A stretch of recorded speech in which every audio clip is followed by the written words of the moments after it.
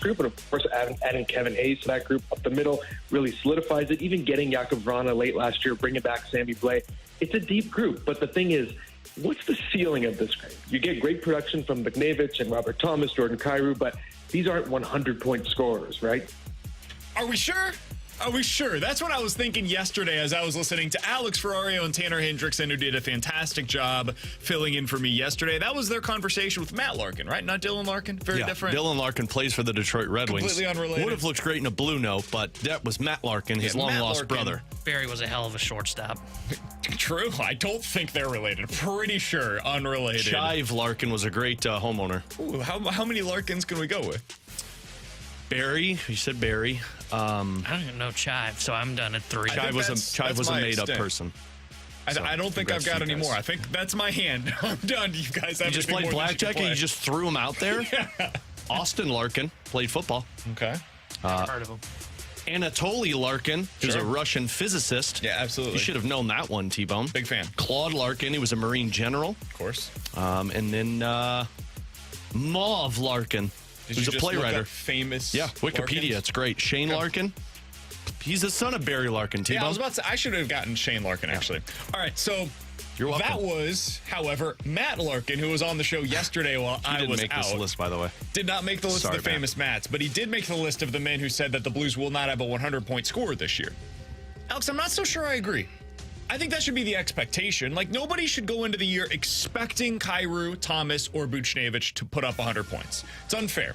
It's a top 5 percentile outcome, right? It's like saying that Nolan Gorman's going to hit 40 home runs next year. Possible. Very much in play, in my opinion. But that's a ceiling outcome for Nolan Gorman. I do think for the Blues, though, to hit their ceiling this year, which is making the postseason, it requires one of those ceiling outcomes for that top line. I don't think they are going to be overwhelmingly great defensively. I don't think they are going to be overwhelmingly great when it comes to depth of scoring. I think they can be good, not sure about great. I do think they have the potential to have a line that goes up there with any of the top lines that you want to put up against them in the NHL. And that requires at least one of those players to put up 100 points this season. Yeah, I go back to that year that Kyrou had, 75 points, and Thomas had 77 points. And we all thought, yeah, this is the next step. These guys are getting to 100 points. The wild part about that season was those guys didn't play on a line together. Remember, it was Thomas, Tarasenko, and Buchnevich who combined for 220 points. You had 82 from Tarasenko, 76 from Buch, 77 from Thomas. And Kyrou put up 75 points playing with Braden Shen. So now let's implement a Jordan Kyrou, who in my opinion is a better shooter than Tarasenko and is faster than Vladimir Tarasenko. And you put him on a line with two guys that have scored 70 and 77 points.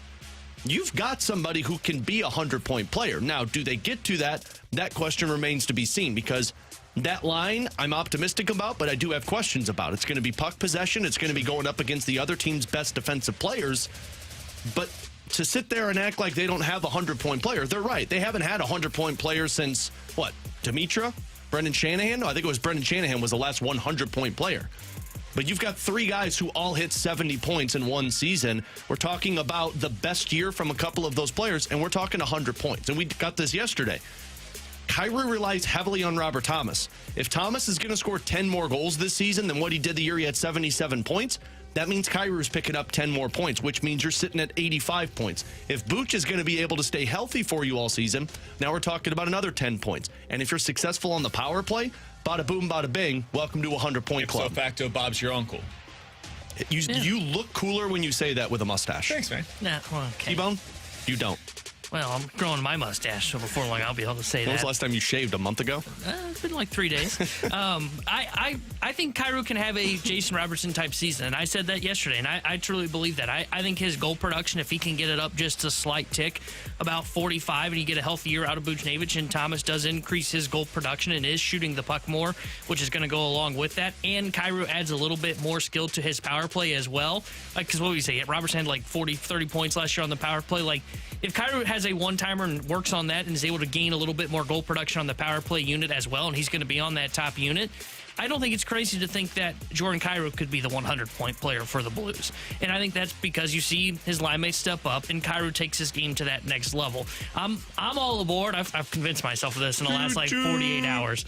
I'm jumping on the Kyrou train, and he's going to get to that 100-point mark this year. The Kyrou all-around player train, or the Kyrou? Look, I'm not buying in on 100 points. You could be a plus 15, man. Yeah. That's great. Or a minus 15. I don't care. You know? I mean, he's not wrong. I will stop bashing on Jordan Kyrou's defensive play if we're going to see a 100-point player, because frankly, I don't care about your defensive play. That means you're putting up points. Sure. And if you're putting up points, you're winning hockey games. I am all aboard the one of these guys got to get there train. I think Kyrou's going to get to 35-plus goals again. Like, I fully anticipate that. And then it just becomes a question of, like, are you able to sustain offensive zone pressure time? Because if you are, throughout the course of the season, you're probably going to be putting up a ton of points on that line. But it's going to require all three of them playing together, and it's going to require them to play well together, because if they don't, they're going to break up that line, man. And they'll do what they've done in previous seasons, where they start filtering those guys in with other lines, and now suddenly, instead of having one dominant group, you've got, pretty good top line, pretty good second line, pretty good third line, and nothing that actually overwhelms any of the opposition. That's not what this team's going to try to win with. Now, the other thing that is going to be required this year, and I think this might be even more important, especially when it comes to their defensive prowess, man, I thought there was a great piece the other day by Matthew DeFranks in the St. Louis Post-Dispatch. It was an explainer on what the Blues are trying to accomplish with their new defensive system. Now, to give credit where it's due, Jamie has also explained this really well on the Fast Lane. We've talked to JR about it as well, but I'm a visual learner, and when I was able to see in his piece over on the St. Louis Post-Dispatch some of the videos that were included on specifically how this works, how it's almost like an amoeba-style defense where they're kind of like rotating around a specific pivot point as opposed to everybody rushing to the puck, it clicked in my mind for me. And the big piece of this, Alex, is that it's going to come down to the centers. The defensemen, it's different for them. It's quadrants. It's a different way to go about it. Again, you can go read this piece over in the St. Louis Post-Dispatch. It'll be a much better explainer than what I can give for you. But the center is the one that has the hardest job in this new system. You guys were able to talk with Nick Leddy. I think this was Grant Francis who had a one-on-one with him on this defensive system and how it relates back to what Leddy was doing when he was with the Islanders, when they were one of the top goal prevention teams in the NHL. Here's what Nick Leddy had to say about the system. I think commitment to defense, all five guys on the ice, not including the goalie, but all five guys, and then on top of it, just having guidelines and rules that we all followed, and we're committed to that. And I think just the structure of how we played. Obviously, the goalies are very good for us too, but the system Barry and the coaching staff implemented, I think the guys took to it. And so the system he's talking about there is the system that they ran with the New York Islanders. Right. And that system, the previous year, was the worst in the NHL in terms of shots allowed and goals allowed. Like, they were the legit worst defense. Barry Trotz came in the next season, same defensive core, same goaltender, different coach, different scheme, and then they became the best team in terms of eliminating having goal suppression and eliminating shots in one season. And the scheme that he's talking about is the scheme that they're using this year. And if you read the quotes from Matt DeFranks when he talks to Torrey Krug and Nick Leddy, both are very adamant about this going from a man to a zone defense, and both saying this is what we've thrived in. Torrey Krug and Nick Leddy throughout their entire career. And that zone defense is what Nick Leddy's speaking of with the Islanders. And basically, Joe's broke it down as five guys on a dice. You've got two in the corners, one in the middle. And everybody plays their own zone. You go out if the puck goes in the corner for the defense, if it's up at the blue line, and the guy that's the roamer is the centerman. And that works in terms of making other teams go through layers to get to the net, rather than last year when it was man-to-man and you had two guys swarm the puck and then one would sneak right into the slot and be able to get a one-timer off with nobody around. That's the difference they're trying to accomplish in this one. And as crazy as I sound, because I am optimistic that they could change this, Mike Weber's switch to this zone defense might be playing into the strengths of your top 4 defensemen in terms of Justin Falk, Torrey Krug, and Nick Leddy. And if that's true, if zone works best for them, we're talking about those high danger shots being eliminated. Which is huge. I mean, absolutely massive. Now, I do have some concerns about what that means against some of the better teams that are going to be on your schedule. And listen, this is me not understanding it to the degree that a Jamie Rivers would, and I would be legitimately curious to see what he would have to say about this. But I do wonder, when you go up against a team like Dallas, for example, they've got Jason Robertson. Is he able to just get his shot off with less pressure on him? Now, yes, it's a less high danger chance. And if you have 500 players take that same shot as Jason Robertson, they would be much more likely to miss the shot or for that to not go in. But when Jason Robertson is taking it, is it, a high percentage chance for him specifically? Or you go against Edmonton, teams like that have that stud line, are they able to have high danger chances, quote unquote, from further away because of the zone? That's something that I think remains to be seen. There will be flaws in this that didn't happen with the man, just as there were flaws with the man that will not exist for this. This, I think, though, works against the majority of teams on your schedule. And that's a good thing. It also puts a ton of pressure on your centers. Robert Thomas has to improve defensively this year. He's going to get all of the big-time matchups. Can he live up to that? Can he live up to the expectations of being a two-way, defensive-minded centerman? We haven't seen that yet in his career, really. Now is the time for him to do that. Can Braden Shin take on that extra added stress at this point in his career? Can Kevin Hayes live up to those expectations as a center? Is Oscar Sundqvist up to this kind of physical, grueling style of hockey in his own zone, if that's what it's going to require? Those are the open-ended questions that we simply do not have the answers to. But when I read this quote from Torrey Krug, quote, "It's a defensive zone that I've run pretty much my whole career, and I feel pretty strongly about it. I'm happy with the switch." I think it tells you that the guys inside of that dressing room are buying in, and more than anything else, that is what the Blues needed. They needed to buy into whatever it was that was the identity for the St. Louis Blues in 2023. That never happened in 22. It appears that it's taking place going into this upcoming year. Alongside Alex Ferrario and Tanner Hendrickson, I'm Brandon Kiley. Blues versus Stars. Game number 1 for the Blues season in 2023 is coming up tonight. Pre-game coverage with Alex is starting at 6 o'clock. We'll have Puck Drop for you right here on your home for the St. Louis Blues coming up tonight at 7 o'clock. We'll talk to Joey Vitale ahead of that one coming up at 11:30. But next, Bryce Harper has become the playoff performer of our generation. I don't think that's taking it a step too far. We'll explain why coming up next here on 101 ESPN.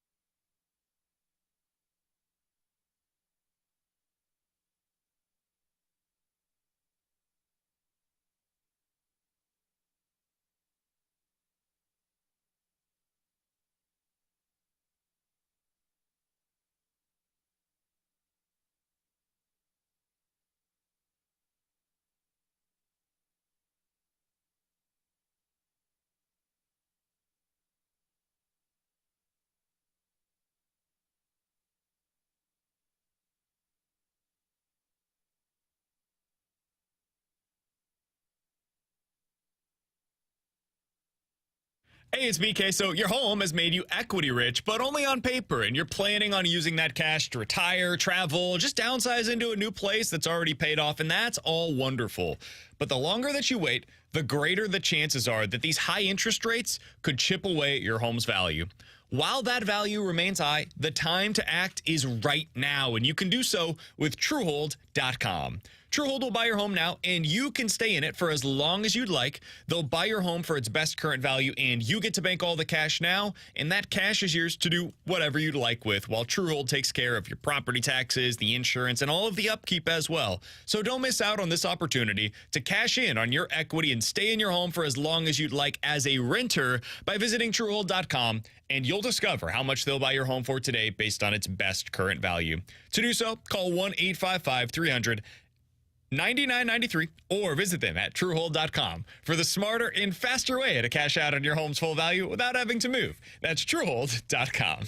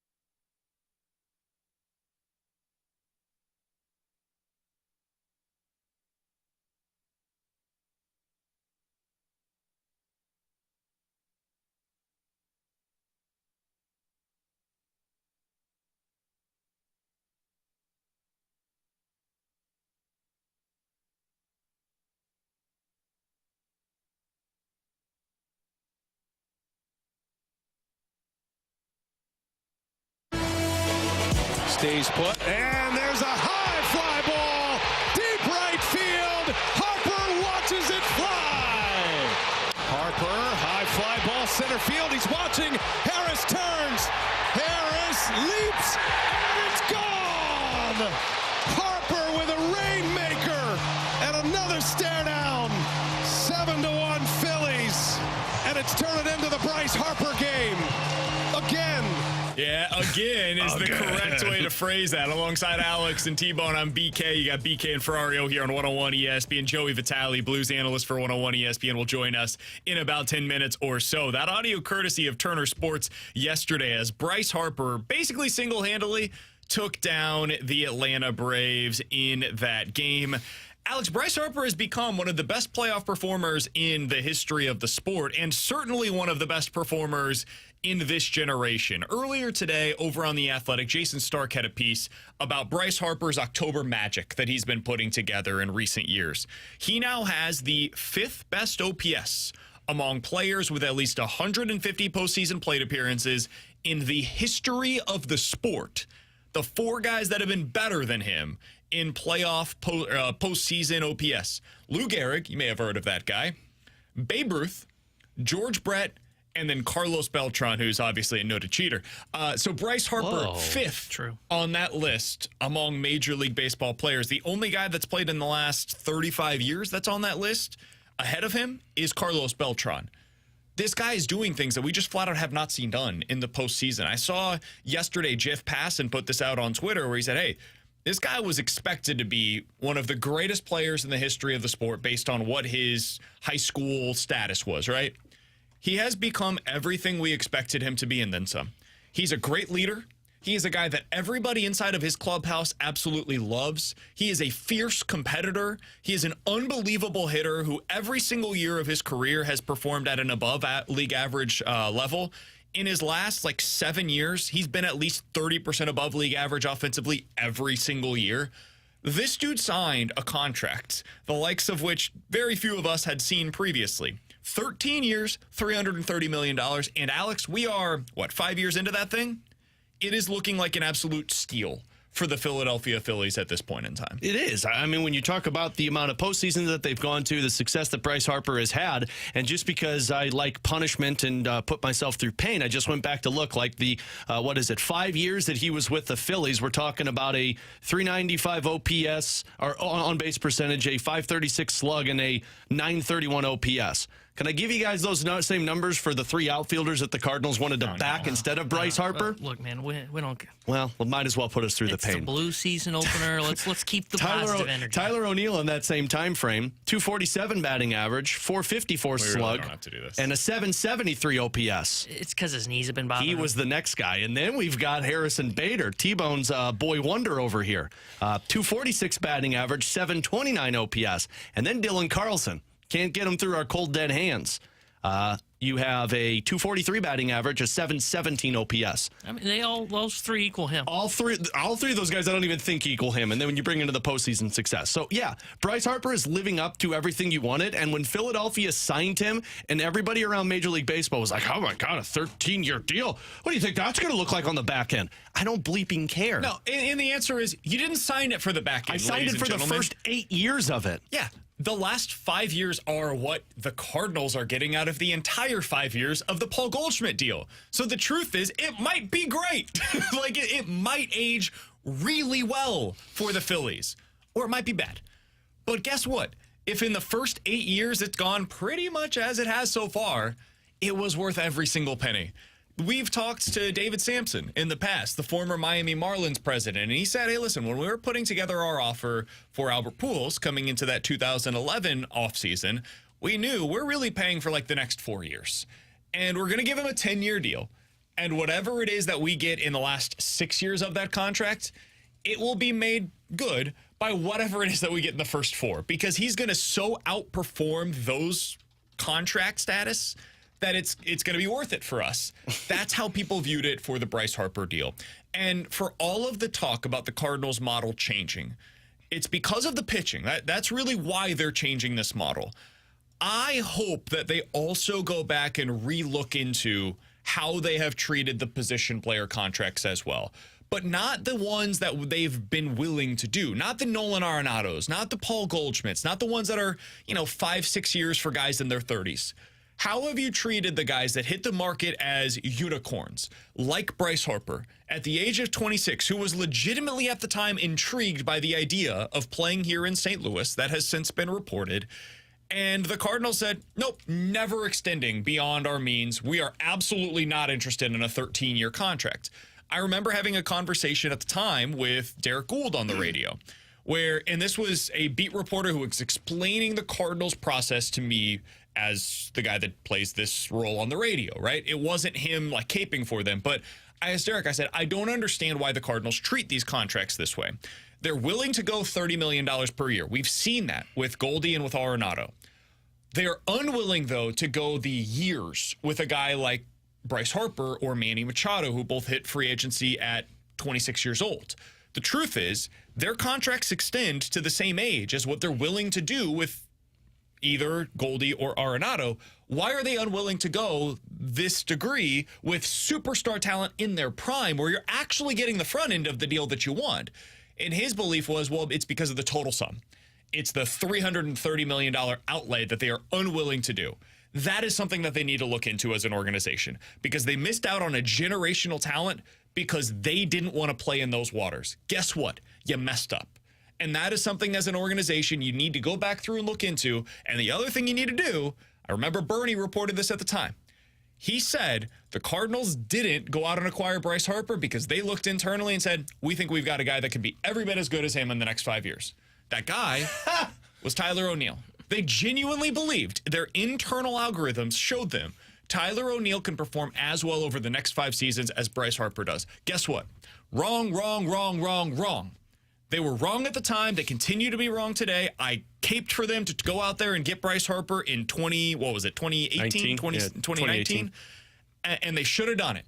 They messed up by not going out there and getting him. And now they're paying the price for the Phillies going out there and being aggressive with Bryce Harper, taking on the full freight of that deal, and being the best playoff performing team of the last 2 years. Because they have Bryce Harper. This dude is what makes it possible. ABK.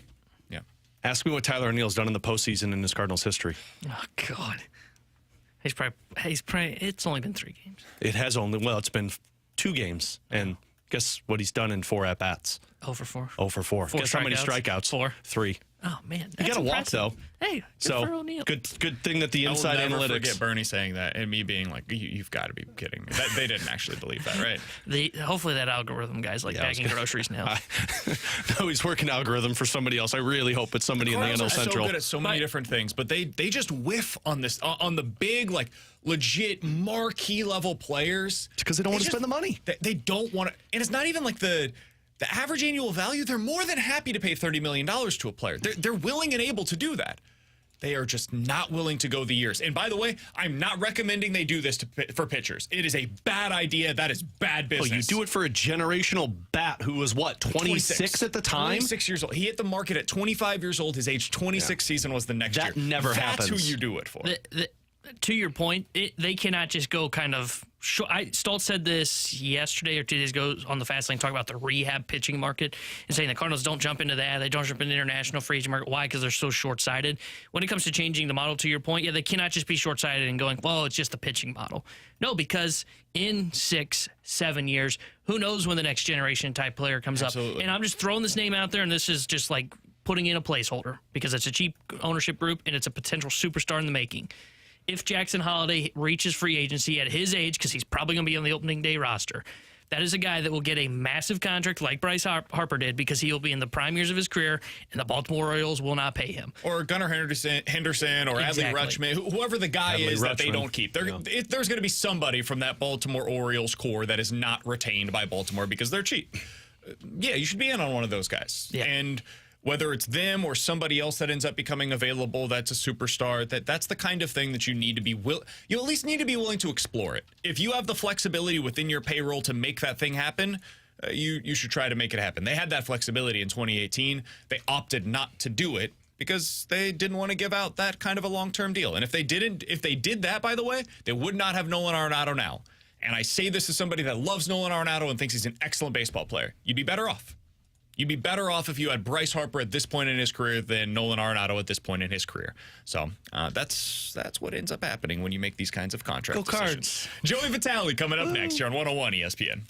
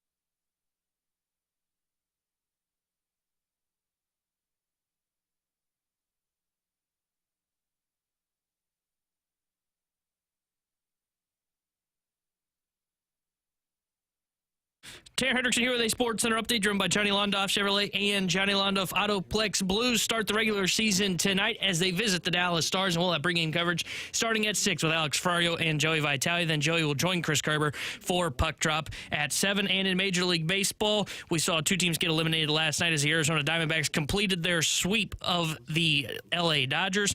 And then we also saw advancing to the ALCS, the Houston Astros, and there will be one more game before the CSs are decided as the Philadelphia Phillies look to take down the Atlanta Braves tonight and win that series to get to the CS to take on the Diamondbacks. This Sports Center update is driven by Johnny Londoff. Find your road shop 24/7 at Londoff.com, LondoffAutoplex.com. Are you kidding me?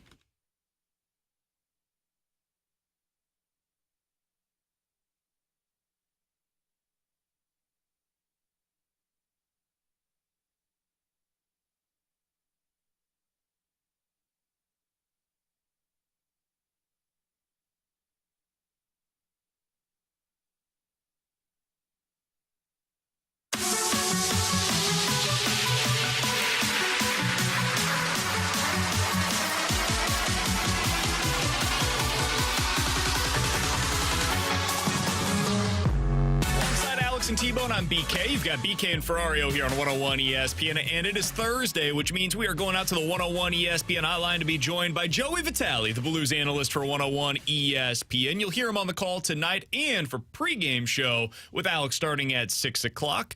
Joe, we appreciate the time as always, my friend. How you doing today? Joey.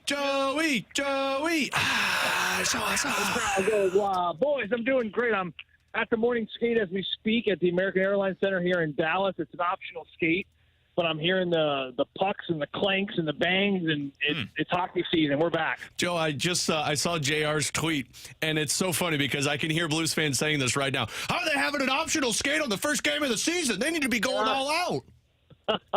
Well, I just talked to Nick Leddy and Justin Falk. I saw them down at the hallway. They were dressed in their suits. They certainly took their optional this morning along with Brandon Saad. Among a couple other players as well. But for the most part, it is the majority of the players are here intact. Kevin Hayes, who typically is not a morning skate guy. Guys are getting in trouble this morning on the hallway. The captain, Braden Shen's on the ice. But listen, you go to Frisco. You had the team bonding. They skated really hard for 3 days straight. And that's why Craig Berube intentionally made this an optional today, because the practices have been so up-tempo. They've been good pace to them. Everyone's got what they needed coming into today. And right now, Craig Berube's setting the tone that whatever you need to do individually to get your game to where it needs to be for the opener tonight, make sure you do that. And I think that it's great that he gives these veteran players that option. Joe, you want to report who's not on the ice? We got to hold this team accountable, man. I'm kidding. I do want to ask you a little bit about their new defensive zone system that they're running. There was this good piece over on the St. Louis Post-Dispatch the other day by Matthew DeFranks kind of explaining it. I know you've gotten into that a little bit on the broadcast as well throughout the preseason. What kind of emphasis does that put on the centers specifically? Can you break that down for us a little bit? Yeah, it's a great question. So I think that, when I talked to Torrey Krug about this about a month and a half ago, or 2 weeks ago, we were in Dallas here, actually in Dallas where I'm at right now for the final road preseason game. And he was talking about this is the same system he played in Boston, where it's more tight, it's more to the middle, which we know. But then he made a comment to your point about you got to have really good centermen, and you got to have really smart centermen to run this type of system. And I think that, what he was really getting at is the centermen really are the ones that are going to be reading it. If there's squash plays available, if you see a player's back turn or it's a bobble puck, almost think of it like a penalty kill. Whenever the other team doesn't have full possession, then that's your green light to go. And that's what Kevin Hayes and Sundqvist and Shen, of course, along with Robert Thomas, they're going to have to make those reads, and they're going to have to know when to go and when to come back. And then based off of where the centermen decide to go, everyone kind of reads off of their read. So that's where you need really intelligent centermen to understand that. And I think that they have the pieces in play. With Kevin being a veteran, of course, Oscar Sundqvist being so reliable, and then Braden Shen, your captain. And Robert Thomas certainly will adjust pretty quickly, I think, because he's never run the system before.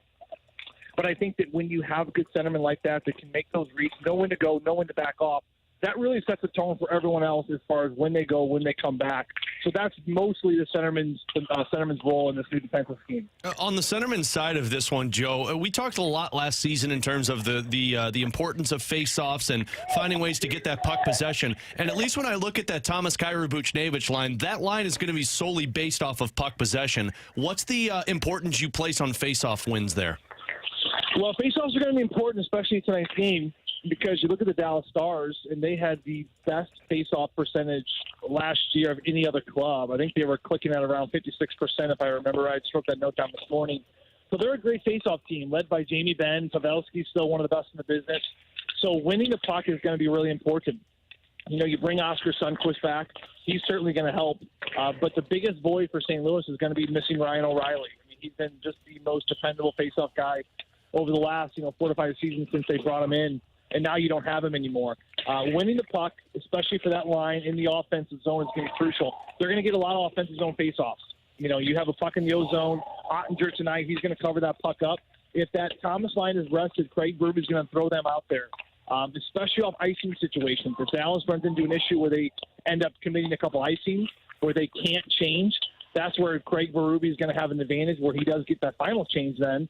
And then, again, assuming Thomas's line is rested, he's going to get them out there on some offensive zone. It starts with the faceoff. You can win that puck. We've seen how elite this group can be as far as holding on to the puck and generating chances. You lose it. On the flip side, maybe it's gone back down 200 foot the other way. Dallas has a chance to change, and now all of a sudden we're defending again. You talk about Thomas's line. I just saw him a little bit ago. I asked him if it's true that he actually scored 5 goals in this preseason. Of course, he laughed and said, you know it. But the reality is Thomas is shooting the puck more. That was an intention he had heading into the offseason to get him to shoot more pucks. He's done it in the preseason. Now, guys, will that translate into the regular season starting tonight? We'll be finding out here in about 7 hours. Joey Vitale is our guest for just another couple of minutes here on 101 ESPN. Joe, we want to talk about a new system and all of the positives that come from it, right? Because you want to be optimistic about it. But I am curious, what are some of the potential drawbacks to the system that they're going to be running? Is there anything that you see in this kind of a system that can be a potential weakness? Oh, there's definitely a weakness, BK. I mean, listen, we're not splitting atoms here. This is still hockey. Nothing's perfect. And I promise you, there are teams in this league who still run this system, and there are flaws in the system. I mean, so I don't want to get the impression that, St. Louis, the Blues, had this new system that no one else knows about. I mean, this is a well-known system, but I think that for the veteran group they have, I think that they're wanting to get to this because they're trying to take care of the middle of the ice first and then go from there. To answer your question, where can this system be beat? It can be beat from a lot of shots from the point. If the wingers aren't having the willingness to block shots, and if the defensemen and centermen down low aren't willing to box players out in front of the net, this is where it could get a little hairy. Tonight's game, for example, if you see Miro Heiskanen, who's one of the best at fishing pucks to net from the blue line, if you give him a little space, which you're going to have to, because, again, it's possession on the perimeter. You're giving up possession on the perimeter a lot. On the points, on the half walls, you're going to have to give that up. Now, when the Heiskanen at the blue line tonight, who's really good at fishing pucks to the net and finding holes and gaps, if you have a big Jamie Benn that's not being moved, if Colton Parayko loses that battle and you have Big 14 in front of Jordan Binnington, this is where it breaks down, and this is where pucks around the blue paint and then offensive players converge and look for rebounds. That to me is one of the biggest areas where you're gonna see it. The other area is just miscommunication with the other team using behind the net. Whenever an offensive team goes behind the net, it automatically causes confusion. That's number one. The other area of confusion is when they scissor, when 2 offensive players crisscross. If the communication isn't good, when players are behind the net coming around the net, and when a defenseman and a forward, for example, crisscross in the offensive zone, if there's not good communication about who's got who, then the zones get all kind of mixed mass and kind of confusing, and then that's where the breakdowns begin to happen. So look for Dallas tonight to be doing a lot of crossing. Look for them to use behind the net a lot. And then, of course, shots from the point can be a big problem if you don't block them, and, of course, if you don't box players out in front of the blue paint. Joe, final one for me. Who are you most interested to see tonight against another team in regular season action? This isn't preseason. It's not against your own players. It's against actual competition. I'm excited to see Tyler Tucker. I'm excited to see how he does in his debut here on the season. We've had a great sample size of what he was last couple seasons. I think he's ready. I think he had a great preseason. I think he's primed for this next step. I'm watching Robert right now on the ice. He's working with Mike Weber. He's getting a little extra skate in. Of course, he's not going to be in the lineup here tonight. They're looking for Tucker to kind of embrace this next Robert Bortuzzo, Joel Edmondson style of play. Move the puck well, defend, kill penalties, muck it up, be physical. If you need to draw a fight, draw a fight. But I think this is a big boy game. this is big boy hockey night. Every time they come in Dallas over the last, I would say, decade, you have to expect a heavy game. You have to expect a hard game. You know Jamie Benn's going to be looking to kind of stir things up and create a lot of chaos. So I think, again, Tyler Tucker, for everything that he brings to this team and that little extra edge, especially against a big boy hockey game like the Dallas Stars tonight, I'm excited to see what he can do. Joe, we're looking forward to it. We'll be watching. We'll be listening here on 101 ESPN as you and Alex start breaking things down for us at 6 o'clock. And the puck drop with you and Curbs coming up tonight. Game number 1 of the 2023 season at 7 o'clock. Enjoy the game tonight. We'll talk to you again next week, my man. Hey, sounds good, fellas. Hockey's back. Looking forward to calling this one tonight. And Alex will be talking to you for the pregame. Awesome. Sounds good, Joe. Can't wait, buddy. Got it. That's Joey Vitale joining us as he does each and every Thursday here on 101 ESPN. He'll be on the call tonight, as he said, for Blues versus Stars. That one has pregame starting with Alex Ferrario at 6 o'clock. You said it wrong, man. It's Blues versus Stars. Come on. It's on me. Emphasize. It's on me. You got that mustache. Blues hockey. There it is. Coming up your way at 6 o'clock here on 101 ESPN. Alex, what are you most looking forward to seeing tonight? You asked him the question of the player that you want to see. Who's the guy for you? Okay, so little personal vendetta. I'm really wanting to see Jordan Binnington kind of shove it down Greg Wyshynski's throat. That would be nice. And mine, obviously. And yours. I clearly Stick hate that Jordan in your mouth. Binnington. Stick that in your mouth. As we've Absolutely. You're too much of a numbers guy. I don't trust you. Here's the other guy, though, that I really am. I'm excited to see Kevin Hayes. That everything I've seen in preseason has looked awesome. Let's see it in regular season, though. I'm going to go super boring on this one.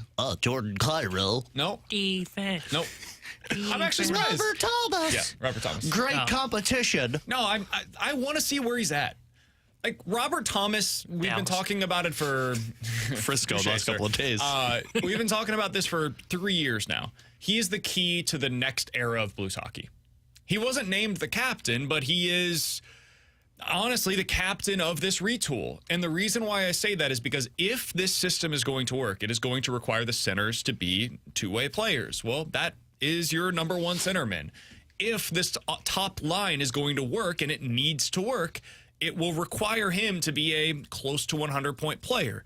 If he's going to take that next step, it will require him to be a 25 to 30 goal scorer. Like, a lot of what the Blues are trying to accomplish this year falls into one person, and it is Robert Thomas becoming the player that they projected him to be when they gave him that contract that is worth more than $8 million per year. We can talk about Kyrou, we can talk about Vrana, we can talk about Kevin Hayes or this defensive core. If Robert Thomas doesn't become that guy, then none of the rest of it really matters. Yeah. I'm already scared, though, because they're doing an optional skate. Oh, no, it's fine. Everybody's there. The thing for me, hear him say Robert Thomas. I thought he was talking about Robert when he said Robert Mortuzzo. It's fine. It's fine. I want to make this very clear. I'm kidding. I don't care if he's there today. Just play well tonight. I don't really have a specific player that I'm circling tonight. I'm circling a specific line, and it's that third line, that Hayes, Blay, and Vrana line. Sure. Like I'm fascinated to know what they look like. You know, we didn't get to see a ton of preseason, but from everything we heard, Alex got to watch a couple of the games and tell us about it too in the office beforehand. I watched a couple of them as well. Yeah. Okay. But I'm excited for that line because you got Hayes, the new addition, Vrana and Blay trying to figure out if their second halves from last year were real. And I know you're not going to get all those answers. The same with like Robert Thomas and just Hayes in general tonight. You're not going to get all those answers in one game. But if they get off to a great start, I'm fascinated to know what that line looks like. Matthew DeFranks, by the way, tweets out, Jordan Binnington is indeed the first goalie off the ice. So the anticipation is over. He's going to be the starting goalie in net tonight for game number 1. Greg! Rope Hintz, by the way, going to be out tonight. Oh, win. Blues are a money line plus 175. I'd hammer that one. Throw your kid's allowance on there. By the way, your boy Pete DeBoer, he's on the bench for the other team tonight. Hey, if Pete DeBoer has spent the offseason and preseason the way he spent in Nashville for the draft lottery, Blues are going to be in for a party tonight. If you listen to our shows during the draft, you'll understand the reference. Go back and check it out on our podcast page, 101ESPN.com. Presented by Top Star Nola. Next, 314-399-9646 is the Air Comfort Service text line for questions and answers here on 101 ESPN.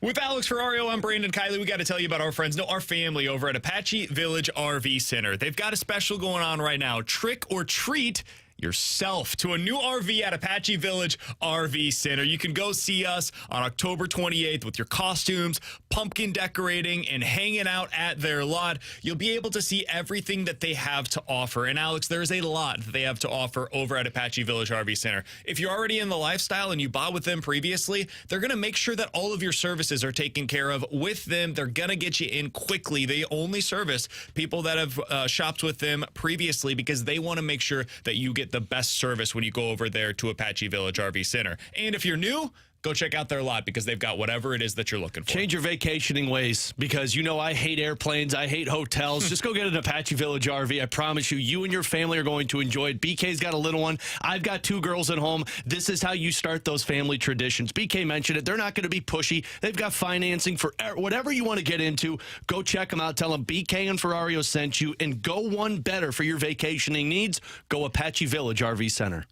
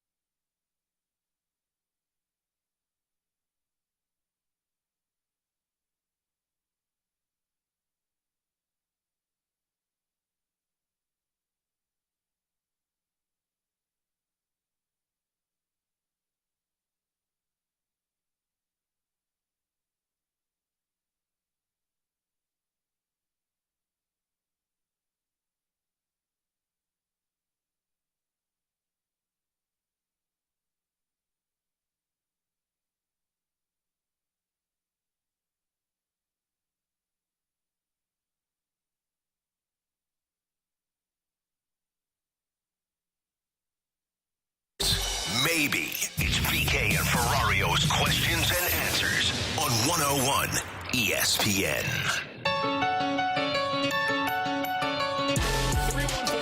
403-999-9646 is the Air Comfort Service text line for questions and answers. This one comes from the 980. Guys, you were talking about how this new defensive scheme for the Blues is a zone scheme.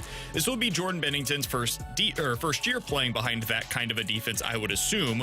What does that type of defense mean for him, and how does it affect him, if positive or negative? That's actually a really good question. Something maybe we should talk with our boy Jeff Marek or Mike McKenna? Mike McKenna. Oh, yeah, Mike McKenna. Here's how I think it benefits them. Jordan Binnington's a really good mobile goaltender who can play the puck. We saw that in that Minnesota Wild series. We saw it against Colorado before he got injured in the postseason a couple years ago. That's where I think it benefits them. Now, when it's hemmed in their own zone, I don't know, because you're going to have to box guys out. And frankly, that means more screening of the goaltender, which is not a good thing for Jordan Binnington. So frankly, I think the aggressiveness of Jordan Binnington can benefit them there, but it's going to be reliant heavily, either man or zone, you're reliant heavily on your defense to protect the front of the net for the goaltender. And if you're not, now your goaltender's got to make those unnecessary saves. Screens are something to watch. Yeah, absolutely. One thing that popped out to me here in Joey, and if you missed our interview with Joey Vitale, check it out on the podcast page, 101ESPN.com, and the free 101 ESPN app. Him saying that it can lead to those where they collapse on rebounds because shots are coming from the point, rebound control is going to be huge then. If that is something that can... And that's hopefully playing to their advantage of the mobile defensemen. Yeah. When the puck's on their stick, they skate it out of the zone. If that is the thing that can beat this new scheme that they're going to be running is potential rebounds because shots are coming from the point. Screens, that's a good one too. I didn't think of that, but that's true too. Rebound control is going to be huge. Binnington cannot allow for those second chance opportunities. And part of that's not all on him because the defense does need to box out and make sure they clear that space away so there's not easy rebounds for goals, which was an issue they had last year.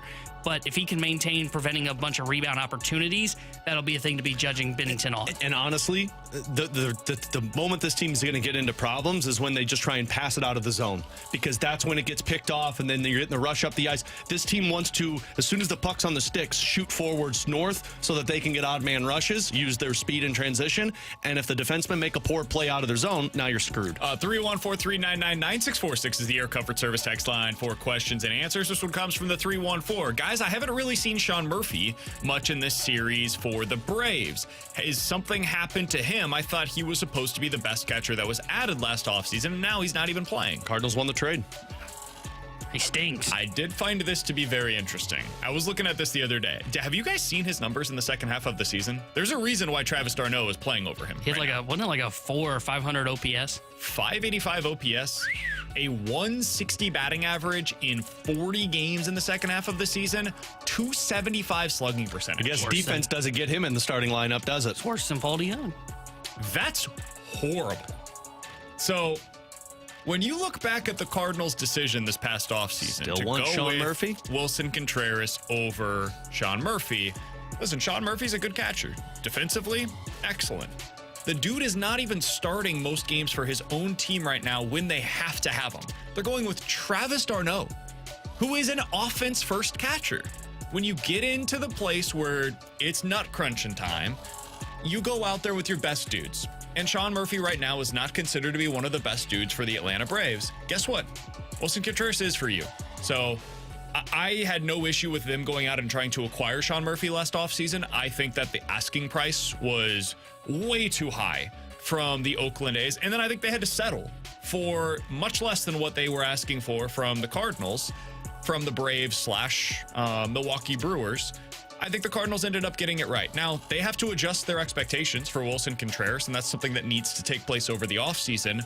I also think they're going to, by the start of next season, have a catching coach here. I think that's something that they're going to invest in, and I think that's going to help them as well. But I think they ended up getting it right, even though it was a roundabout way to get there with Wilson Contreras. I think they got it right, too, and they got it right with the bat. And because I just looked this up, I think the second best catcher that were in the conversations that we had this offseason was Gabriel Moreno.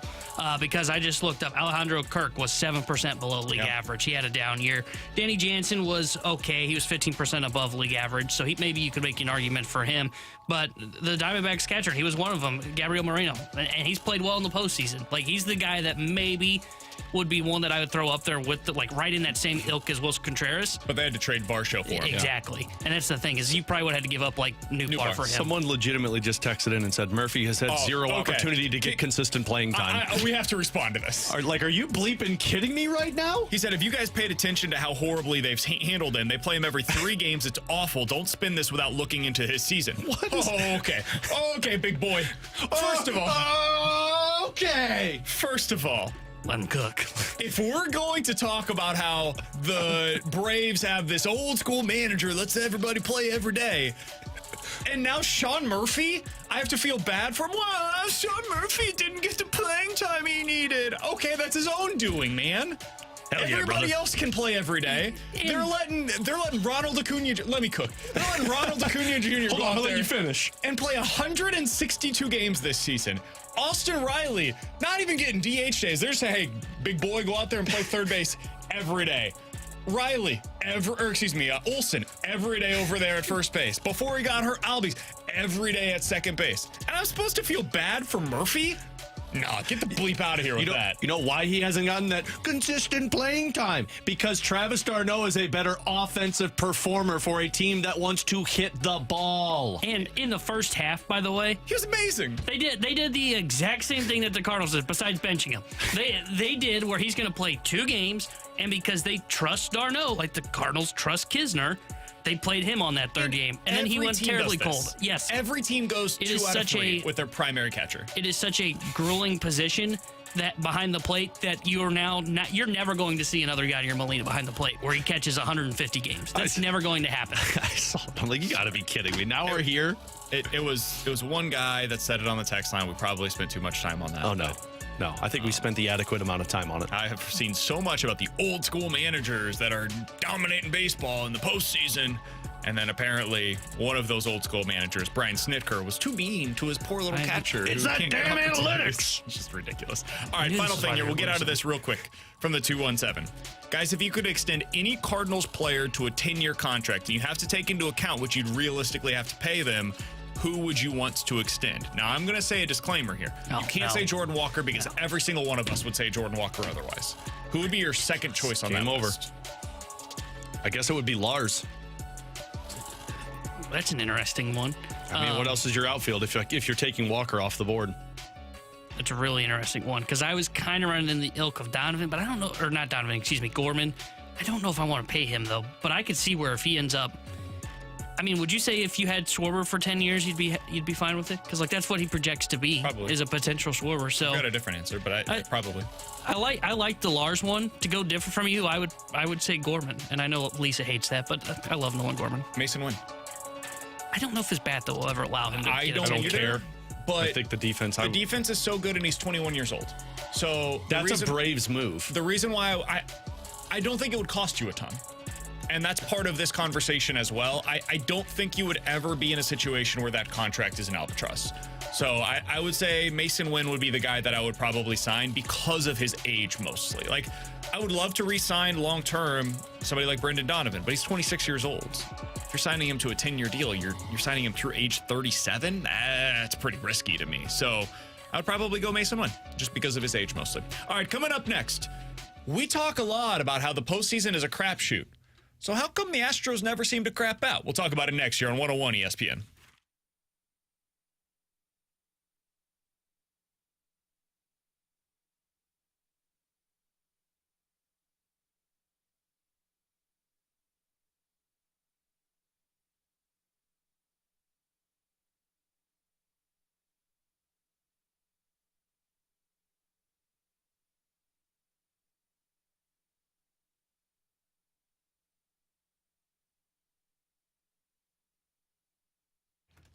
Hey, it's BK, and I got some exciting news for all the men out there. Victory Men's Health has launched a new telehealth site. It's called Victory RX. Men, you can go there at victoryrx.com. That's victoryrx.com. You'll be able to get prescribed that ED medication that you've been looking for, and the process is going to be so easy. No longer do you have to go through all of the different hoops to be able to put in the same information 17 different ways. No, not with victoryrx.com. Your entire consult will all be done via text message. They've made this easy for you. They've treated thousands of men in their standalone location, so this is a trusted place. They're now giving men from all over easier access to their #1 selling ED medication. The way this is going to work, it's a chewable tablet. It has active ingredients with both Viagra and Cialis. It's going to be the correct dosage for you, so it's going to work the first time around. Some of those other places that you've tried, maybe you had to take 2, 3, 4 pills, not with VictoryRx.com. It's going to work the first time around for you. So go to VictoryRx.com. That's VictoryRx.com and play hard.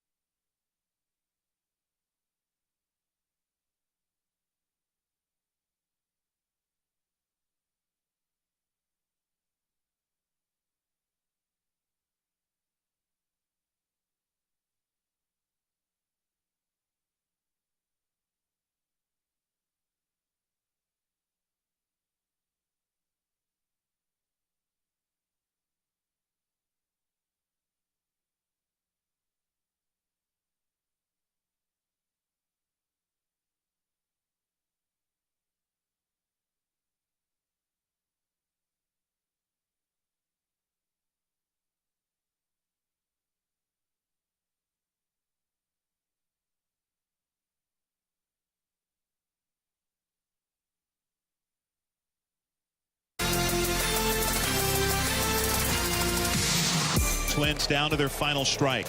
Waiting for a 3-2 from Presley. Here it comes.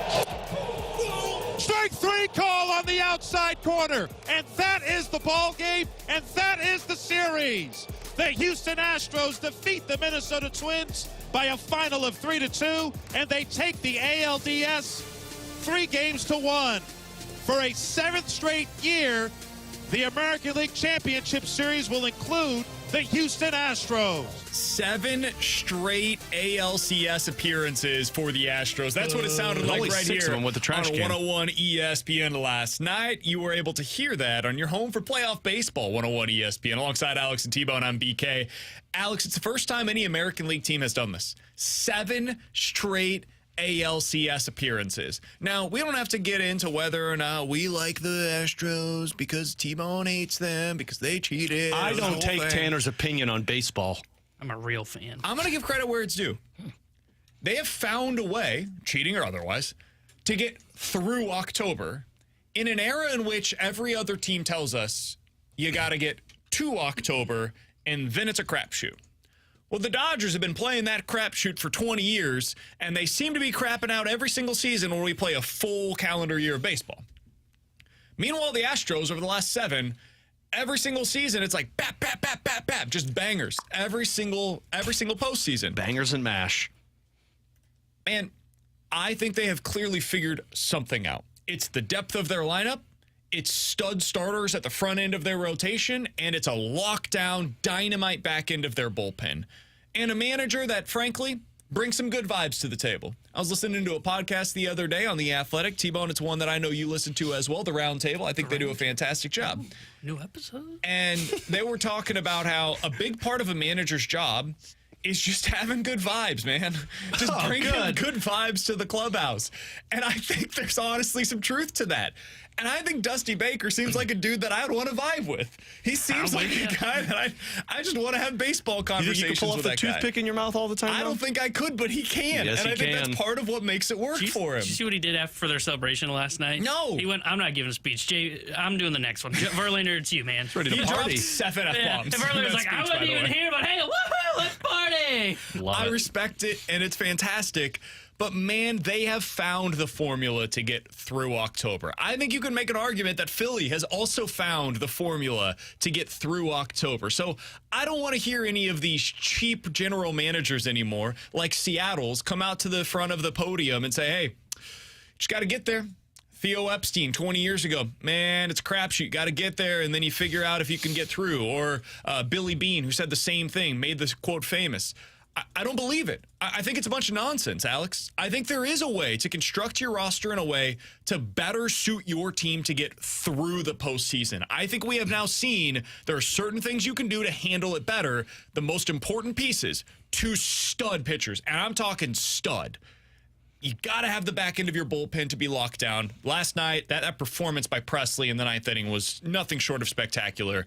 And you got to have a lineup that just mashes. And I'm talking like 1 through 7. If you don't have 7 dudes that scare the opposition, you cannot make it through October in any sort of meaningful way. So those are, I think, the biggest things that you got to have. And the Astros have had all of those for 7 consecutive seasons. It's amazing. And just go piece by piece of what you just referenced on how they got there in terms of to formulate that roster. First of all, those players on offense that just mash, look at how they've got them. You draft and develop. You recognize talent, you draft it, and you develop it. Tucker, Altuve, Bregman, you find those pieces and you put them in place. Correct me if I'm wrong here, but I'm not sure there's a big-time free agent signing or big-time trade on the offensive side for the Astros this season. Is there?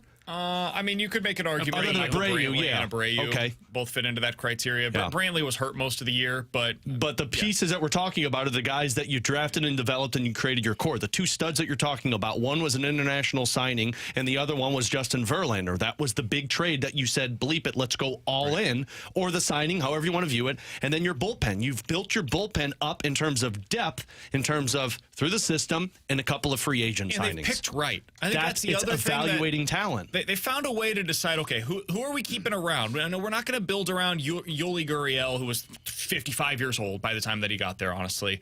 We're not going to keep Carlos Correa, who I thought they were crazy for letting him walk, but they had somebody in Jeremy Pena who's not the hitter that Correa was, but man, is that dude a stud defensively. And that's probably the best comp right now for what you hope Mason Wynn is able to become. They decided to build around Bregman. They decided to build around Altuve. They decided to build around Yordan Alvarez. Like, these are the guys that they kept internally. They let George Springer walk. Yeah. That's a big-time piece, man. That guy's a stud. And they just found a way to keep this machine running despite letting some of these guys go, despite having a catcher that hits like 0.57 for the regular season. And they've been better than everybody. And it's because of the talent evaluation. It's because they've developed a bunch of guys internally, and they continue to go out there and at the trade deadline. And I think this is a big piece of what you've been talking about, T-Bone. They go out there at the deadline and they say, okay, what are we missing? What is the key ingredient that we did not have that we're going to need in October? Maybe we don't need it right now. It hasn't shown up in the regular season. We're going to win 100 games. What's the thing that we're missing for a postseason series?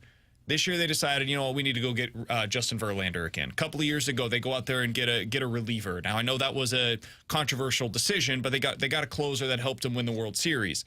Those are the kinds of things that teams have to be willing to do, and not many are right now. The Astros have been. Yeah, and to that point, too, last year they go out and they don't make big splashes, but they know, hey, what do we need? We need a bat, and I think Mancini was the one they went out and got, and they said, we need an offensive catcher. In case we need a pinch hit from Maldonado, we have Vasquez that's there to help us out. So they have just been better at it. Greinke a few years ago. Yeah, Greinke. I forgot about the Greinke deal. Yeah, got Greinke as well. So they're just the team that is willing to go out and do it, and they have the formula. And I think the formula has become increasingly clear, and I've felt this way for probably the pitching side's changed a little bit, I think, but offensively it's always been, you just got to slug the crap out of the baseball. And that is with a lineup that is deep 1 through 6, 1 through 7, and that's what they have. And then I think the pitching one has kind of evolved a little bit. I think it used to be you needed to have an ace and then 2 guys behind him that you could rely on and then a solid bullpen. I think now it is you just need 2 top dogs. Like, you need 2 guys that are going to take the ball and shove 6 to 7 shutout innings, and then that game 3, game 4, you can piece it together by kind of mending your 3 and 4 starters together and then building that out and having the bullpen throw that game until you get back to those top guys. So I think the formula has become increasingly clear. I know I heard BT talking yesterday about, there's no true clear way to win in October, there's no clear, formula to win. I think it's there. I think the formula is you've got to slug 1 through 6. You got to have 2 great starting pitchers and a bullpen. I know I said last year you got to have a bullpen that's solid with your 4 highest leverage relievers. I think you need more than that. I think you need probably 5 or 6 guys that can just throw and get miss bats and get swing and miss out of that bullpen if you're going to win. Crazy thing is they've been doing it with 3. They've basically been getting through this postseason with 3 because of how great their rotation is. And that is something that has been their model. If we're being honest about what the model has been for the Astros, 2 to 3 dynamite bullpen arms, 2 superstar front end of the rotation starters, and a lineup that just bashes from top to bottom. That's been their model. Think about the starters that they have added via free agency, trade, whatever it might be over the last few years. They've added Greinke. They've added Verlander. They went out, don't forget, Garrett Cole was an addition for them. They had Charlie Morton as a part of that rotation at one point in time. Dallas Keuchel was at the front end of that rotation. They have had studs. They go into the international market and have just, they've hit on 3 or 4 different dudes over the last 5 years. It has been consistently impressive what they've done with that rotation. And that is something that has been missing, obviously, for the Cardinals in recent years. So if you could learn one lesson from the Astros, it is investing heavily in that rotation. And somebody on the text line, I think, makes a really good point as well. 314-399-9646 is the Air Comfort Service text line. From the 217, guys, I saw Verlander made some comments recently about how the Astros' use of analytics is more effective than the other teams that he's been on. Compare what Verlander was before the trades from Detroit and New York. They certainly have a good staff, and they make their players better. For all of the talk about Dusty Baker being an old-school manager, and listen, there's some argument that he is. He's certainly old, if that's the way that you want to look at it. Certainly sticks with his starters sometimes too long. I think he kind of managed yesterday, for example, in a very new school kind of way, though. He didn't have his starter stay particularly deep into that game. It was 5 2/3. And then he went to his bullpen, and he trusted those guys to get the outs that were necessary. But let's set that aside for a second. The Astros are an analytically driven organization, man, from top to bottom. And they have been for a decade now. The whole tank job that got them a lot of these players that you were referencing, Alex, especially in their lineup, man, that was part of the decision that they made with Jeff Lou now as the front man in the organization, where they said, we've got to bottom out to get the players that are necessary. That is a very Moneyball type of a move. But it's also necessary to evaluate the right type of players. Absolutely. Because how many teams have we seen in the past that draft 1st, 2nd, 3rd, 4th overall, and they never get the right guys? Yeah, they got it right. And then they continued to add. Once they got the right players in the draft, they threw money at it. And that's the piece of the build that so many teams forget about. The Baltimore Orioles appear to be forgetting that you're supposed to do that. The Braves have followed a similar type of a model, and then they threw all of their money at it once they realized, okay, we're in our win-now mode. That's what the Astros decided to do, and they're supplementing those pieces by making sure that they have the necessary information available to them. And they're meeting players where they're at. If Justin Verlander's super into the analytics, hey man, get him as much information as we can get him. If you've got another dude that maybe is less into the numbers, well then don't give him all of the information. Carlos Correa was very analytically inclined, so he got a ton of it from the Houston Astros. Bregman, I think pretty analytically inclined from everything that I've read about him. They give him a bunch of that information. So I think that's something that you got to keep in mind as well. For all of the talk about them being old school, they are very much a new school organization, and a lot of the things that they do are the type of stuff that the Cardinals are trying to get to, especially on the pitching side. All right, coming up next, let's get into some NFL quick hitters here on 101 ESPN.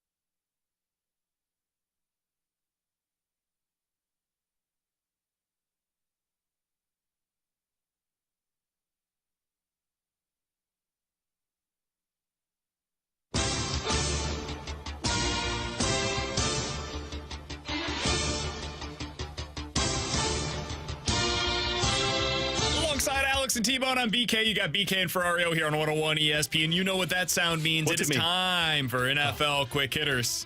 Guys, let's start with this. The Raiders. In that division, the Broncos and the Chiefs play against one another tonight. Dude, there's hockey. Yeah, we're watching hockey. Thursday Night Football. Chiefs are a 10.5-point home favorite in this one. Do you guys know when the last time was that the Broncos beat the Chiefs, by the way? I don't know the year, but I know the quarterback. It was when I was in college. It was so when I want to Manning say was it's there. from somewhere between 2011 and 2015. You really in college when Manning was a quarterback? 2015. Oh, It was wow. 2015. I knew it. Wow. I had a friend who was a Chiefs fan, and she used to hate playing the Broncos because they used to whoop up on them. I was going into high school. Peyton Manning was the quarterback. You are indeed correct. Von Miller played there. Yes. That was like early Von Miller. Was that the who were the two wide receivers that he had? Yeah, why am I Demarius Thomas? Demarius That's right, Thomas. Who was the other big dude? was They another had they had Emmanuel Welker. Sanders at the time. That's as who it well. was. He He wasn't wasn't a big dude. The other wide receiver. It has been a long time. How old was Taylor Swift the last time that 2015. What is she, like 32 right now? feels right? that old? She would have been Is she that old? 26. So she's 36 right now? She's 33. So 8 years ago, she would have yeah, 8 been years. 25 years old the last time She's that the same age as me? apparently. That's weird. You're 33? I could have sworn that she was older than me. So, Man, the reason I'm I bring that up. The Broncos have any chance of covering the spread tonight? No. Are you kidding me? I already texted my cousin in Illinois and told him to put like a lot down on that. Like, there's no way. The only thing that I care about in this one is who the hell is their starting running back, because they've got Williams back, Pirine, and McLaughlin. Don't play any of them because that's what I'm learning. I'm kind of in a desperate spot. McLaughlin was like the best running back they've had all season, and they said, nah, he's probably third string going into this week. I couldn't believe this stat when I heard it the other day. They have allowed 750 rushing yards in their last 3 games. 750 in their last I got 3 Pacheco football tonight. games. Yeah, if you've got a fantasy thing that Yeah. you got going right now, Play all of the Chiefs. Isaiah Pacheco is a very good play. By the way, Taylor Swift is reportedly going to be in the house tonight. So if you're good. watching the game, I'm really sorry, but you're probably going to see 100 different references. It's in Denver, right? No, it's in KC. Oh, well, even better. She's going to get a little KC Man. action. What a busy week for her. I saw a GIF that was the scene in Waterboy where what's his face, the coach in Adam Sandler. You know the scene where he's like, "Come on, I got this great game plan." They said Sean Payton and Russell Wilson planning for the Chiefs tonight. I don't think the Broncos cover, but I do think you guys are. I don't think it's close. Really? I think this is like a 21-point victory for the Chiefs. I think there's a very good chance. All right. As we continue with NFL Quick Hitters, have you guys seen the piece over in The Athletic about Bill Belichick's future in New England? Mm-hmm. So this is the headline. If you think the Patriots owner Robert Kraft won't fire Bill Belichick, you're wrong. well then, sir. This is by Jeff Howe, who's been covering the team in New England for a decade. Guys, I am starting to think that this is going to happen sooner rather than later. I think the break is coming between these two sides, and I think the Patriots are ready for it. I don't know if Bill's ready for it or not. Here's my follow-up question. If you're another team and you're seeing what's happening right now in New England, are you interested in Bill Belichick being a part of your future? Like, if you're the Chargers or the Cowboys, is Bill Belichick the guy that's going to fix what you have that's plaguing you? If I'm the Chargers, maybe, because I've got a good enough quarterback. I don't think if I'm the Cowboys, I'd be interested in it, because I'm not sure Dak is the quarterback that makes sense for Bill. I still think he's very intelligent and knows how to create plays. I really think he's just had an awful roster around him and can't get the best out of Mac Jones. He's also partially to blame for that. I was say, isn't he like He's the the GM GM, yeah. kind of? I think as long as he's not the guy making the decision making, like building the roster, Well, clearly Cowboys might actually be it then. I think you would be okay with it. And you've got a roster that's built to win. Like the Chargers are built to win. The Cowboys are built to win. Like, I think it would be okay to bring him in. Now, I would have a short leash. I wouldn't give him 5 years to see if it works. He's probably got 2-3 years. He doesn't start winning. You got to clean house and go over again. So I think this is a must-win week for him. And I know they're 1-4, but they lose on the road to the Raiders. It may come now. The break may just happen. And I think this is the win or lose week for Bill Belichick, because I don't they get think you can throttled by fire him them. mid-season. I think he's earned too much respect for that. I mean, they're abysmal. They're abysmal, with but you, you're not but going to it's get Bill rid of it. Belichick, man. It's a legacy. Bill Belichick, who hasn't won since he walked your franchise quarterback out the door. It's like firing Greg Popovich in the middle of the season if you're the Spurs. I would do it. No, that's nonsense. No, Some people have earned the right to be able to see something through. What are you going to do? Like, you think you're going to turn it around by firing Bill Belichick midway through the season? You think Bill O'Brien's going to make this show any prettier? You learn nothing. You don't add anything. Like, you know what? Terrible decision by you, T-Bone. I have no issue with getting rid of him. Next thing up, as we continue through NFL cricketers. Moving on, Tanner. Speaking of ish shows, the Broncos are one of those. And it sure sounds like they are ready to blow this thing up, dude.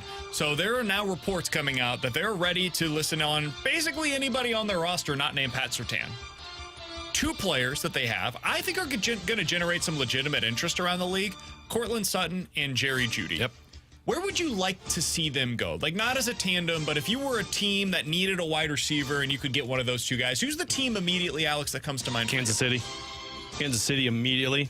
Frankly, if you could pull off both of them, that would be awesome. So we have to stop convincing ourselves that Rice and I don't even know who the other wide receiver. Rice is good.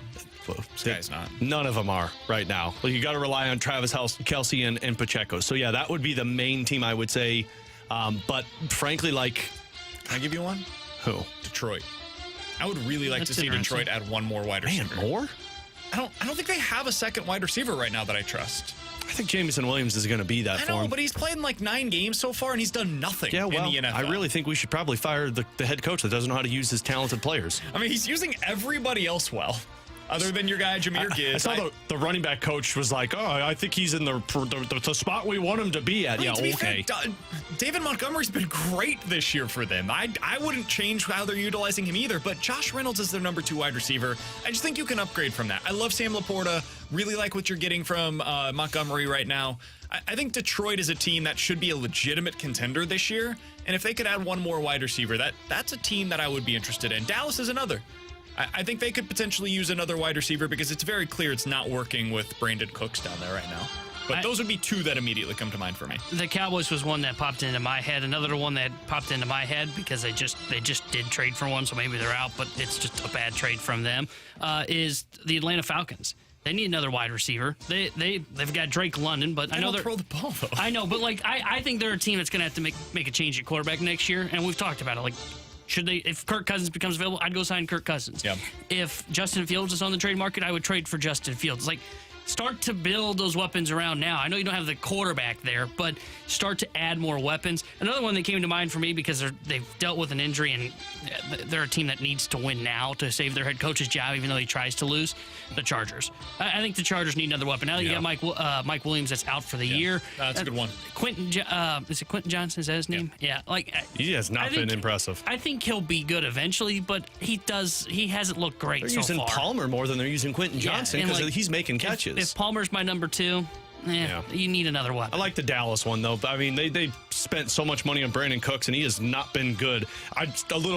I would question a little bit in terms of how the coach is utilizing that receiver, but they'd be another one. Somebody on the text line brings up a good one. What about Houston? I think they would be a really interesting player for Cortland Sutton. I think they could use a big-bodied wide receiver. Nico Collins has some size, but he's more of a speed threat. I like what they've got with Tank Dell coming out of the slot. I think one more outside wide receiver for them could make a lot of sense. And the Texans are a really interesting team that's building for the long haul. So, yeah, I could see something like that working out for them as well. He's the guy that I think would work better in Detroit in terms of a big body guy. Like, you've got Amon St. Brown who can get the space, but I like that big body. Another one's Cleveland. I mean, I don't like their quarterback, but Amari Cooper is it. I'm done with him. Done with who? I'm just done with their quarterback who acts like he's hurt all the time. He doesn't want to play football. That's cool. Hey, man, if you don't want to play football, fine. They're going to have to deal with the worst contract that's ever been given out in the history of sports. That's what Cleveland's living with right now. I mean, he's not wrong. If they wanted to cut him after the season, it would be a $200 million dead cap hit. They cannot move on from him for 4 years. It's unbelievable what they were willing to give up to be able to get into this situation. So, yeah, I don't know what to do if you're the Cleveland Browns. All right, coming up next. Speaking of getting into a long-term relationship, Alex, I'm ready to do exactly that with one player specifically. He looked so good last night. We'll tell you who that is next here on 101 ESPN.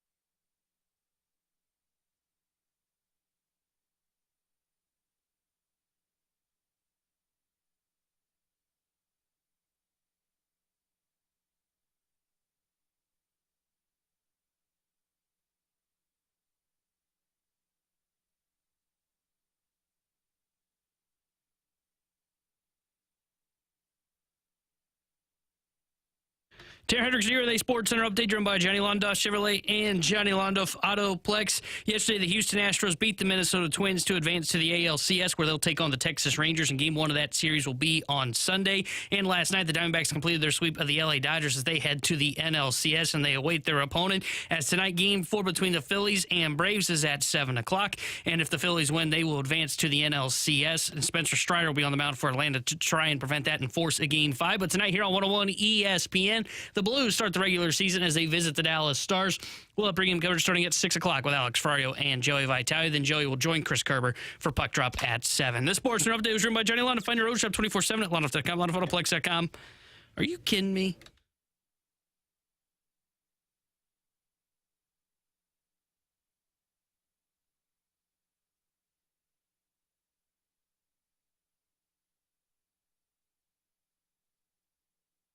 He's Alex. That's T-Bone. I'm BK. He's stolen my heart, Alex. Were you going to... No, I wasn't. How did he steal your fart? That's what I'm confused about. It was a misspeak. Were you having Let's a move farty forward. after last night's performance? He has stolen When he stole my your heart. fart? Look, come on, man. I was trying to... We're trying to go down a path. We're going to walk down this yellow Do brick you have road an together. take with P's and F's? Apparently. You can't put them together? I just took Or a foot them together, sip I of guess? coffee and For you? Take 2. BK Aaron and Nola. Ferrario. Aaron Nola is the heartthrob that we've been waiting for. He is the front man for the early 2000s boy band that Alex, you and I, Timberlake. we were watching and we were like, boys want to be him and girls want to be with I him. bleached my hair when I was in 5th grade because I wanted to be Justin Timberlake. Say, man, I did the frosted tips and Yeah, everything. I looked like a checkerboard, though. It was just bleach spots. I was a leopard. Didn't work. I don't think Aaron Nola is doing much of that with his hair. No. He's got that nice flow. Let's get the flow. I am officially convinced that he's the guy. You were so wishy-washy with him, though. I wanted to see it in the playoffs. I wanted to see him return back to form that he had previously. This was a weird year for Aaron Nola, man. He got back on track in the final month of the season. His last couple of starts were really good. Against Atlanta, 6 innings, 2 earned runs, had 8 strikeouts in that game. And then, I mean, listen, it's Pittsburgh, but went 6 2/3 innings, struck out 8, 0 walks. Those were 2 really encouraging starts going into the playoffs. I wanted to see more of that. Go against the Miami Marlins, 7 innings, the 3 strikeouts. Weird that he didn't have more strikeouts, but 7 innings scoreless. Like, all right, cool. You did your job against Miami. What he did last night, man, that's what you pay him $30 million for. He went up against the Atlanta Braves, 5 2/3 innings, struck out 9, allowed a total of 7 base runners and 2 earned runs. Against that lineup, I know it's not technically a quality start. Man, that's a quality start. That's what you pay that dude $30 million to be. And Alex, somebody responded to me when I was talking about Nola last night on Twitter. And I thought made a really good point that I've probably been unfair to Nola about. Aaron Nola's strikeout rate since 2019 is better than the following pitchers. Listen up, T-Bone. Dylan Cease, Clayton Kershaw, Zach Gallen, Walker Buehler, Zach Wheeler, Pablo Lopez, Joe Musgrove, Julio Urias, Logan Gilbert, Max Fried, George Kirby, Jose Barrios. It's a bunch of dudes that are at the front end of their team's respective rotations. If that doesn't steal your fart, I don't know what will.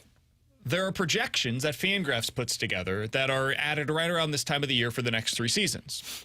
For Aaron Nola, I'm not getting too nerdy with this. His projected ERA plus wins above replacement for the next 3 years is roughly the equivalent to what you saw this year from George Kirby and Framber Valdez. In other words, they are projecting him to be a number 1 starter over the next 3 years. He's probably going to get a 5 to a 6 year deal. You're paying him for the next 3. That's really what you need out of him, is to be a stud starter for you for the next 3 years. Alex, I'm done. I'm calling it right now. You know I love me some Sonny Gray. I've talked about bang for your buck, given where they're at on the pecking order. Sonny Gray would be my number 1 guy. Cross that out. Forget it. I still love me some Sonny Gray. I would love him to be a part of this rotation. And if they've got $50 million to spend, get both of them. Mm-hmm. Aaron Nola's the dude. Yep. That is the dude that you put at the top of your pecking order and you say, we're going to make you an offer that you can't refuse, and we are going to make you the #1 starter for the St. Louis Cardinals for years to come. And I think that's the selling point to Aaron Nola. And I know a lot of people have said, like, how are you going to get him out of Philadelphia? Look, that's the biggest problem right now. If he doesn't want to leave Philadelphia, there's not much you can do. But most teams that are going to be calling him are going to be wanting him to be a part of their rotation and pursue it. But, I mean, I'm thinking of teams like the Dodgers, teams like the Yankees. These are the teams that will be calling him. The one thing that the Cardinals do have to offer is to say, look, we need an ace, and you're our ace. And I'm not sure the other teams that'll be pursuing. And I don't even know if that holds any gravity in this. Like, Aaron Nola will be like, I don't really care, just give me the money. But the Cardinals do need a leader of the pack. And I know you look at it, and Miles Michaelis is that guy. Miles is perfect for that. But I need somebody who's been there, done that. And Aaron Nola is proving that he's been there, done that. And I know the narrative coming into this, I was just, for some reason, not aware of that he wasn't that great in the postseason. Well, now he just did it against back-to-back teams and potentially taking your team into the NLCS, where we can see if you can continue to accomplish that. He's eliminating all of the questions. He's inconsistent in the middle of the season. At least we saw that this year and 2 years ago. I'm fine with that, because if you're telling me out of the 30 starts he's going to make, let's say 22 of them are going to be ace-level stuff, and I'm going to get 8 to 10 that might not be great, I'll deal with that. Because you know what, starter in baseball, man. And you know what I just dealt with? I dealt with an entire season where it was bad. So give me this Aaron Nola, because just like we talk about Binnington, when you get to the playoffs, you know he's going to perform. When you get to the playoffs, I got a dude that other teams are going to say, oh, bleep this, we got to go up against him. Somebody from the 618. I think this is a loser's mentality. And I'm not saying by you, 618. I'm saying by the Cardinals, if this is the way that they're treating it. The better Nola is in the postseason, the lesser of the chance that the Cardinals have to sign him. Hard disagree. The better Nola is in the postseason, the more the Cardinals should be incentivized to sign him. And that means that they have to pony up for whatever it is that it takes. That is the modern game, man. Look at what the Astros have done with their rotation. Look at what the Phillies have been willing to do with their lineup. You have developed the lineup potential that the Phillies had to pay for. Now you have to pay for the rotation potential that the Phillies had internally. That's what you got to go do now. The Astros were able to develop theirs from within because they have a better pitching development system. But they have kept and retained and signed a lot of that offense for the Astros. It's time for you to build yourself a championship caliber rotation. And the first sign of doing that is by going out there and acquiring somebody like an Aaron Nola. I had question marks surrounding Aaron Nola and what happened with him this season. But now that we've seen him do it in the postseason, now it's almost the reverse Waino. Last year, I had questions about re-signing Waino, especially to the contract that he was able to get because of what happened in the final month. I was like, I don't know that this is a one-off, guys. At his age, given what we're watching right now, this feels like a potential trend. And at the end of the year, it never really got better, and he just kept going out there, and it was the same issue over and over again. And then we got to spring training, and he went to the WBC, and it was the same issues over and over again. And he get into the season, and he's the same dude as he was last year. It's the opposite with Nola. Nola had a quote-unquote down season, which, by the way, ended up throwing almost 200 innings and struck out a batter per inning. Was still pretty darn good, mostly. His fielding independent was a 3.7, which would have been the best on the Cardinals. And now you get to the postseason, last couple of starts of the regular season, he looks great. Looks like the guy that everybody would want to sign. If I told you right now, Alex, that he comes in next year, gives you 185 innings, and has a 3.6 ERA, we're all signing up for that, right? To lead the front end of your rotation? After last year? Absolutely. Yeah, 100%. And I think that's pretty likely. I think that's not only in his range of outcomes, I think that's like a median outcome for what he's going to be for you next year. And to your point on him being able to raise his game to this level once he's gotten to the postseason, and look, again, I was skeptical even after the Marlins game because it was the Marlins. Hey. No offense, Miami. But this Braves team, this was the best offense in, Major League Baseball history? The way they slug the baseball, one of the best offenses we've ever seen, and I'm not just saying that from the eye test. I'm saying that based on the numbers. And he's doing this at a point when pitchers are supposed to be really grinding through it at this point. This was his 34th start of a baseball season. And not just his 34th start of a baseball season. It's been on another year after going off of a run last year and going on a deep playoff run. Like, there's not a lot of guys that can make that happen. Guys that can take their game to the next level in the postseason, that stay healthy in the regular season. It's really impressive. And that's the thing for me is him shoving last night was the final, okay, that's the stamp of approval that you needed to see from him, and that's why you got to target him this offseason. And the amount of people that are saying, oh, you guys think he's going to come here, he's not going to come here. Here's the thing. You better be damn sure you can sell him on coming to St. Louis. That's your task. I don't even think that's, I don't think that's going to be an issue with this guy.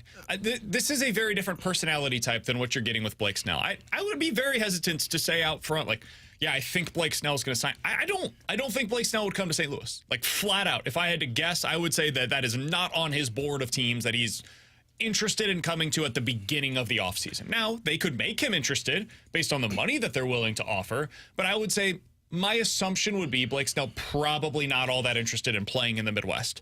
I don't know that that's the case for Aaron Nola. I think he would absolutely be interested in playing for a team like this. It's the same thing that we've heard Greg Wyshynski talk about, where's your stuff at? That's the first hump that the Cardinals are going to have to get past. 100%. Once the offseason starts up, do the Philadelphia Phillies want to spend the money there? And if they don't, now it's open season. And now you can go after this and make this pitch. And I think we need to make something very clear. We're not sitting here acting as if Aaron Nola signs, great offseason, call it a day, and high five.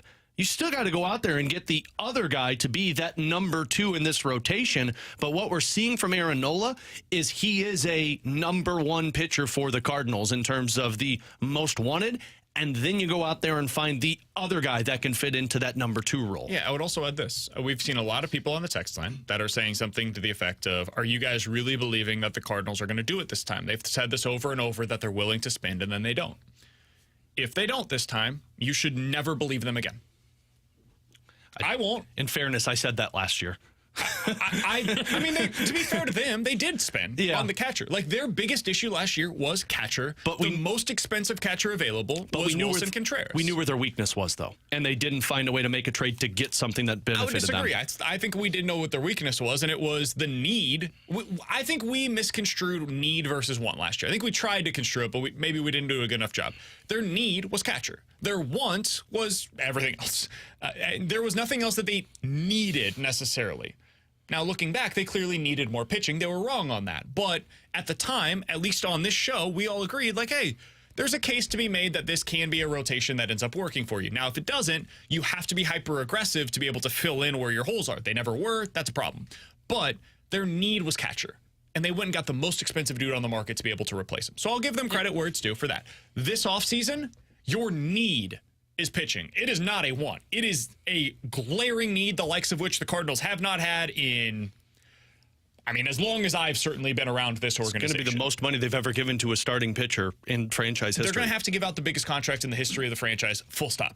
That's got to happen this offseason. And if it doesn't, either something went horribly awry or they pulled off some big-time trades. Those are the only 2 options that are potentially available to them. So, yeah, if they don't go out there and spend the big-time money, and they don't go out there and make the big-time trade, at least one of those 2 things, you as a Cardinals fan should be furious because it's not that they've lied to you so much as they have made you into a fool.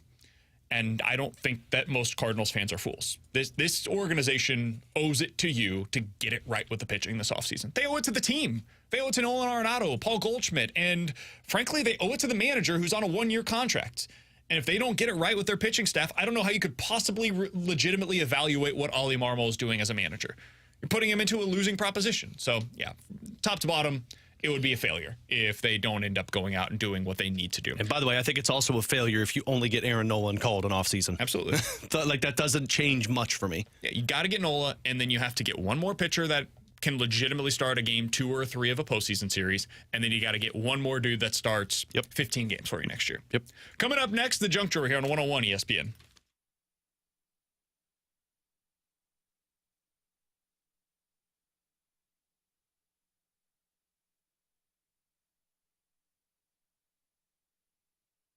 Alex Ferrario with you to talk about my dentist that I look forward to going to, which a lot of people can't say. The reason I do say it is because I know they're making sure that my health is at the top of the priority list. And when you hear dentist, you think health of your teeth. Okay, I can handle that at home. No, it's more than that, man. At 100 West Dental, it's about preventative procedure, making sure that your mouth, your overall health is good for the long run. They're all about early detection, which is what my old dentist missed, had a tumor, summer, lost 7 teeth, was a nightmare. Don't get that with 100 West Dental. They are the best. Modern technology, patient experience is at the top of the mind. And on top of that, they're able to help you through with whatever insurance plan you have. They actually have online consultations with the doctor, too, and you can schedule your appointment on their website, 100westdental.com. It's so simple, and then you'll love the environment that you're around. So go check them out. Tell them Alex Ferrario sent you, and make sure that you are happy with your dentist. 100westdental.com or 636-585-0100. That's 636-585-0100.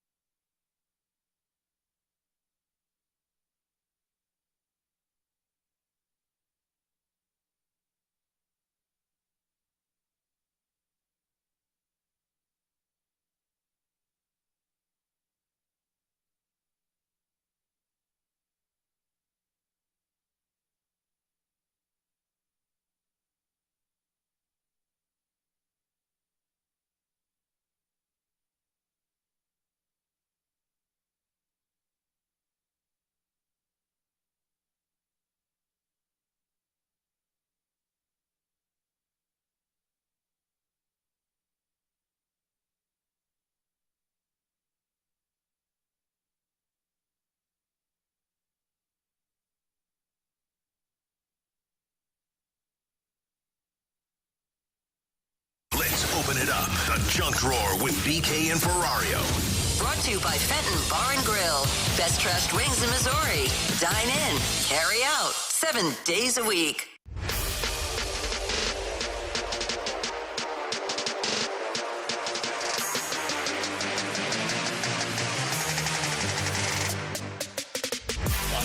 T-Bone on BK. You got BK and Ferrario here on 101 ESPN. Hey, Jeff Marek's going to join the show coming up here in just a little bit. NHL analyst for Sportsnet. I think one of the best in the country, especially if you're looking for insider stuff. So Jeff Marek in just a little bit. Stay tuned for that. Alex, what do you got for us on the junk drawer? So I got a story, guys. And it doesn't involve a grocery store, but it does involve me getting angry. And I want to know, sure, maybe it's not so much me. Yeah, you were in the wrong. But it's the actual, rules of the road. Is this about Randy? No, this isn't about Randy. That's a different story. I'll save that junk drawer for another day when I cool down. Okay. So I'm driving home the other day, and the road that I take home, it's down to one lane. And so, you know how typically people are, speeding up in the lane before it ends so they can kind of merge into it. Otherwise, it's just this long line to get through this road construction. So I'm like, okay, because in my mind, and maybe the rules have changed, I thought that's what they wanted you to do in terms of you go up until it starts to merge and you merge together. But I started to do that, and this lady decides to swerve over and just park it. Like, she just parks it there and just slow rolls while the traffic continues to move. So I pulled the old Mario Kart skit where I went back, and then when she went, I went around her like Ricky Bobby. Yeah, you're a jerk. I think she's in the wrong because I'm pretty sure, and someone tell me if I'm wrong, if there's construction, it merges to one lane, you drive up to where it merges, and then you're both merging, rather than just make it one line and everybody's sitting like 5 stoplights back because nobody wants to get in the other side. I think you got to merge over sooner. I think you got to merge over when you see the sign. Really? I thought you're supposed to go up to where the cones start and then you merge. I don't know why this is a thing in Missouri. Maybe in Southern Illinois. Someone said the zipper method. That's kind of what it is. So the way to help traffic the most, according to the studies, the nerdy nerds that do this stuff, analytics again. Yeah, they right believe here. that the best way to go about this is actually to wait a little longer, to not get over as soon as possible. My wife is like you, T-Bone. If there is a sign that says 2 miles from now we are going to get on an exit, I'm getting over. I right now need to get over to the right to be prepared to get on that exit. There's no reason to do that whatsoever. Who does that? Now, I do. You should not, at the driver. last second, no, that's a jerk all the way move. to the far right from 5 lanes over to the exit lane. No, you shouldn't be doing crazy stuff like that. But yeah, if you're trying to keep the flow of traffic moving, everyone merge. Let's merge all together. Let's merge all together. And then it's like, because I tried to keep my calm there because I have a road rage issue. So then when I got around her, she flips me off. I'm like, I'm following the rules of the road, ma'am. And so, in the gentleman way that I drove past her, I just waved. Somebody on the text line said, guys, when Alex finally snaps and is on trial for it, how many junk drawer segments do you think will be entered into evidence? At least 12. Yeah, that's a great point, actually. And a lot of them are at a grocery store. Yes. That's probably going to bode well for me. Where it's gonna occur. Apparently, this is something that MoDOT has recently put out a lot of stuff for. It's called zippering. You look a little excited. Well, because I was in the right. Man, I love when I'm in the right. So I'm not the zipper method. I swear I remember being maybe I you're just a made bad this up. driver. No, I swear there's I kids remember that are watching this video on YouTube. I swear I remember being taught to merge when you see the sign. On the MoDOT website. Coming up next, hi guys. Jeff Marek. We're going to say hi, guys, to Jeff Marek of Soortsnet.com. He's one of the best NHL insiders in the game. What's he expecting from this Blues? And he mentioned this Blues team. He mentioned the other day on his podcast, Alex, he's specifically looking at one line for the Blues that he thinks could surprise some people. Who is that? We'll ask Jeff next here on 101 ESPN.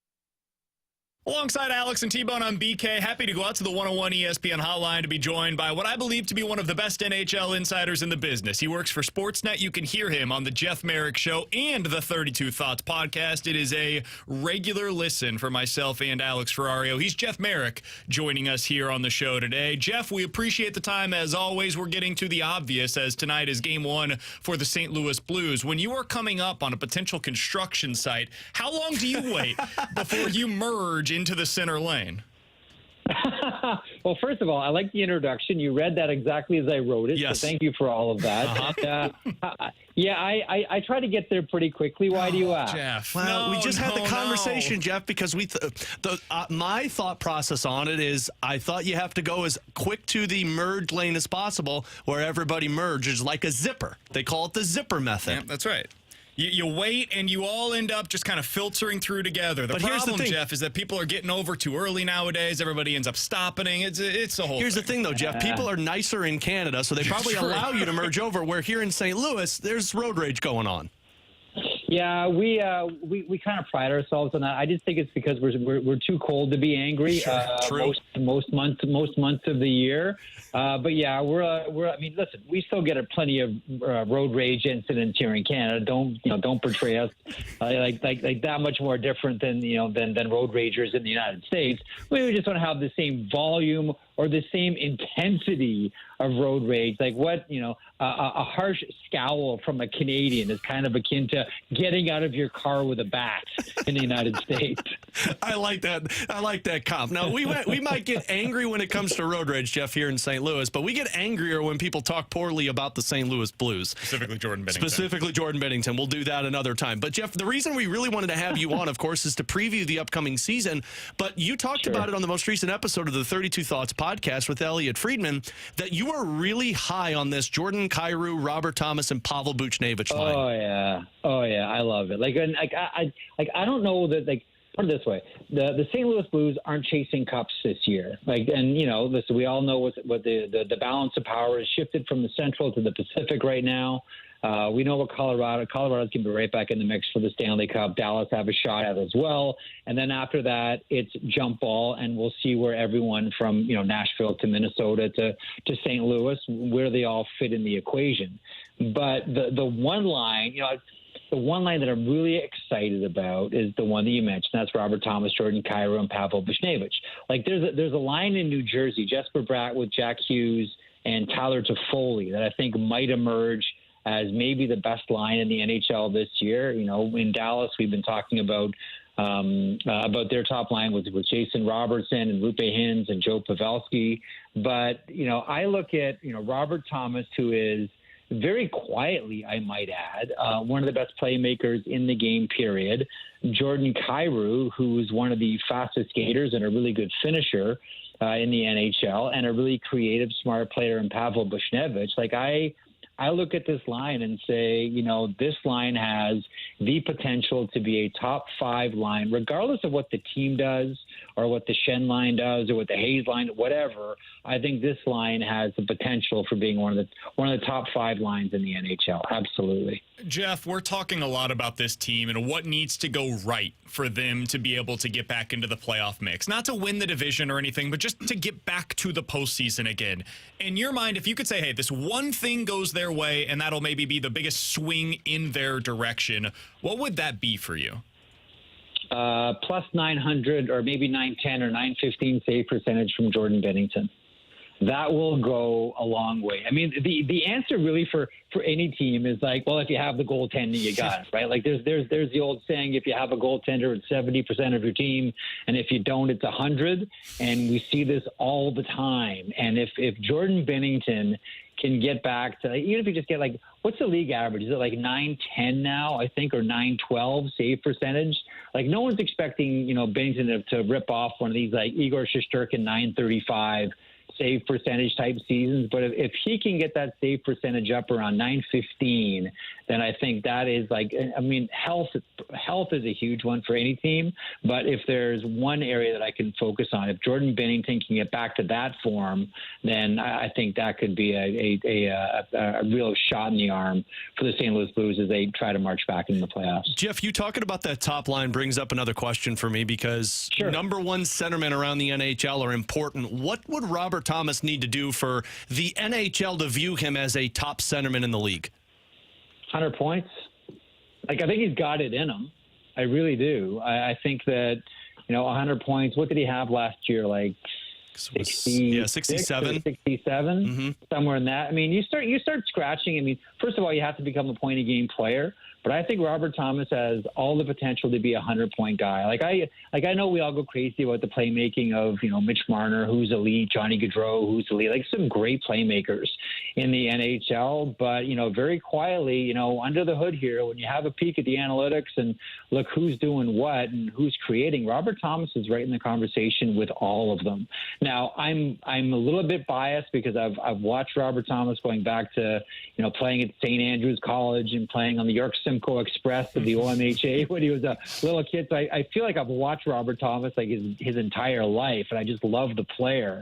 And he's a wonderful human being too. So maybe take everything I say about Robert Thomas with a grain of salt because I'm a huge fan, and I have a hard time sort of distancing my feelings about him. But I think he's a wonderful player here, and I think that if he can start to scratch into that 90-point, dare we say 100-point sort of rarefied air. And right now, 24, 25 years old, entering your prime as a first-line center in the NHL, I think that'll go a long way to the rest of the NHL world really starting to turn their head and pay attention. Jeff Marek is our guest here on 101 ESPN for just another couple of minutes. He's the host of the Jeff Marek Show and the 32 Thoughts podcast. Be sure to listen to that regularly throughout the week with Elliot Friedman. You can find that wherever you listen to podcasts. Jeff, we've talked a lot about the offense. I do want to turn the attention a bit to the defensive core because that's where so many of the questions locally have lied. There was a really good piece in the Post-Dispatch earlier today on the new scheme defensively that they're going to be using systematically. And Torrey Krug, I thought, had a really good quote. He said, "We're not leaving good ice, which I think will help us keep our grade A chances against way down. It's a defensive zone that I've run pretty much my entire career, and I feel pretty strongly about it. I'm really happy with the switch." Again, that came from Torrey Krug. He says that it's similar to what they were running in Boston previously, a little bit more zone stuff than what they were doing previously here in St. Louis. I don't know how much you know about what they're doing, but how much of a difference can this make for them systematically? I mean, there's only really I always find it funny when we get to systems talk because there's only really, like 3 or 4 ways you can play this game. Like no one's spent their summers on Mars to figure out how they're playing hockey there and come back with some elite level system. It's not like, once upon a time, like there was, the way you played in the NHL and then the Red Army team would come through for a barnstorming tour between November and December. And it'd be like, holy smokes, like, how can you play hockey like this? I thought it was dump and chase. Never mind, like, hit the blue line, no play, you regroup in the neutral zone. Like, it's not as if there's all these different ways to play the game. So which to Torrey Krug's point, of course he's played, different systems. There's only a handful of ways to do it. Now, mind you have different personnel with you along the way. But, I would make the point that, Nick Leddy has, probably played, over the course of his career, a number of different systems as well. You look at some of the older players, Marco Scandella has probably done the same thing. So, like, when it comes to Justin Falk as well, like, when you look at high-level players that have been around the game for a long time, there's nothing that's really going to surprise them. I don't think personally. Like, no coach is going to come in with something so revolutionary that's going to take until Christmas for them to figure it out. Krug has played it, Leddy's played it, Falk has played it. When you're a high-level defenseman, as these guys all are for the years that they've been in the NHL, I don't think anything is going to be that much of a surprise. Jeff, Doug Armstrong talked yesterday about Colton Parayko and kind of talking about a successful season looks like what Jay Bouwmeester was for the Blues in terms of quick, shuts down the top lines, and maybe not so much on the offense. Is that what you deem a successful season for Parayko? Yeah, to me, it's funny, too, because you look at Parayko. I know a lot of people, and I think this is really wrong. We just look at the size and you expect, he's going to be like a crusher. Like, this guy's got, he's 6'6", 240 pounds. He's got to destroy guys out there. You have to be scared to step over the blue line.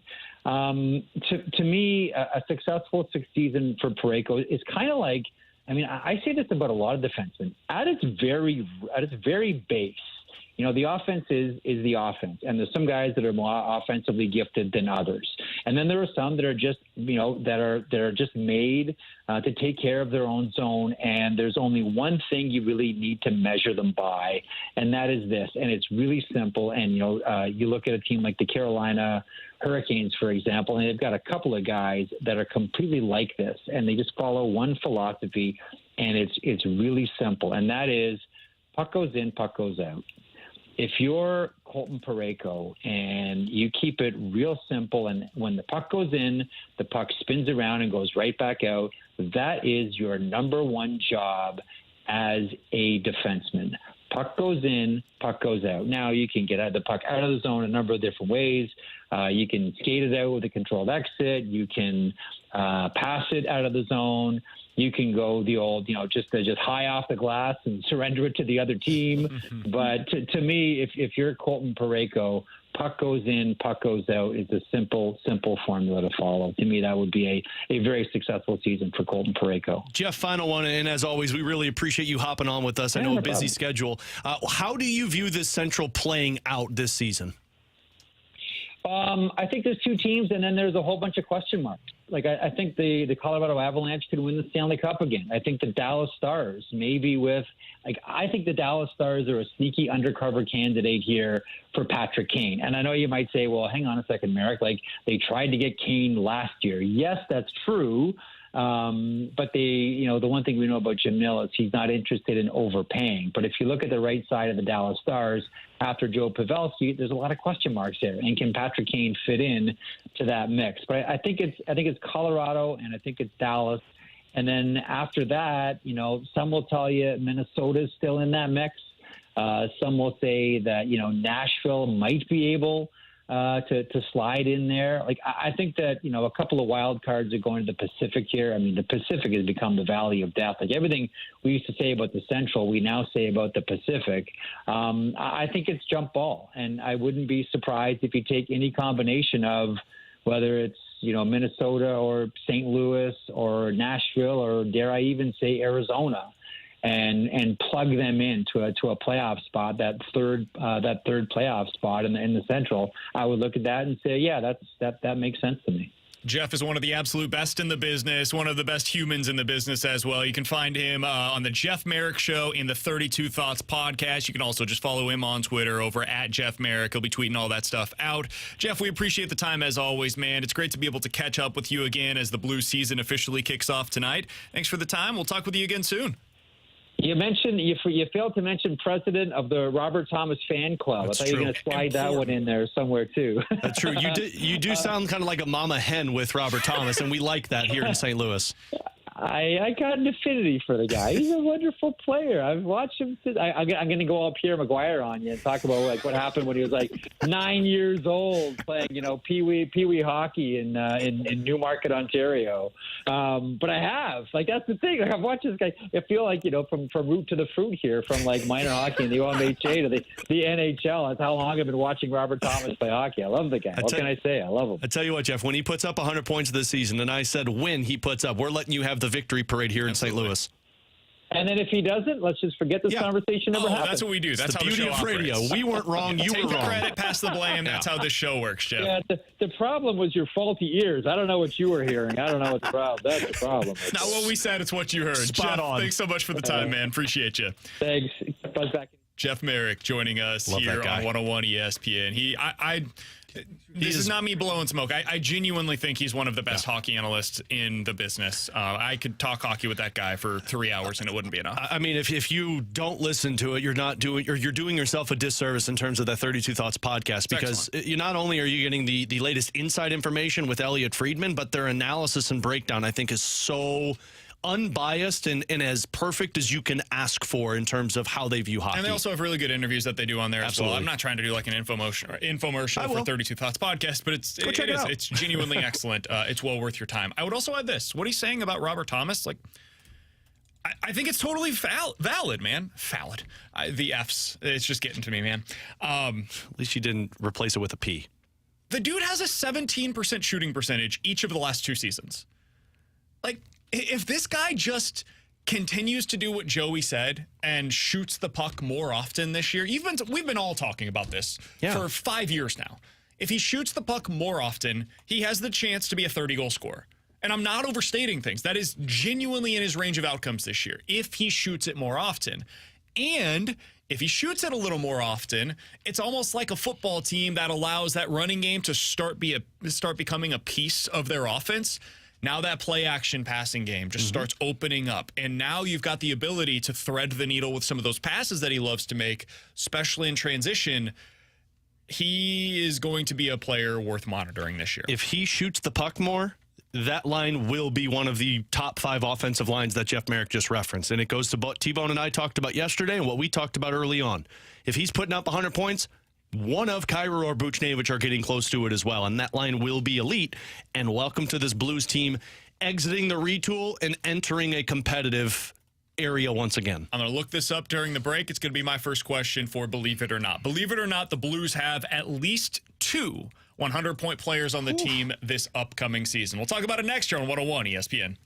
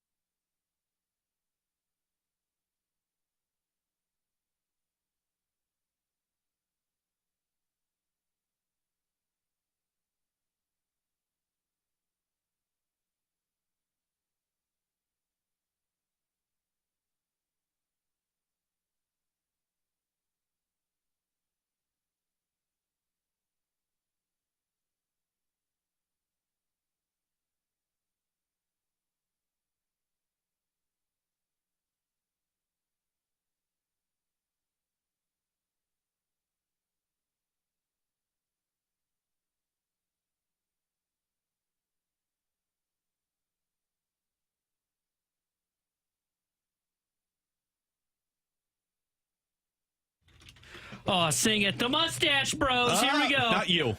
No, I'm growing. Believe it or not, I'm walking on air. I never thought I could feel so free.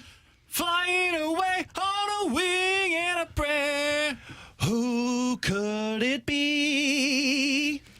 Believe it or not, it's just me. 314-399-9646. It is the Air Comfort Service X line for Believe It or Not. Couple days off. Yeah, I'm sick, Ma.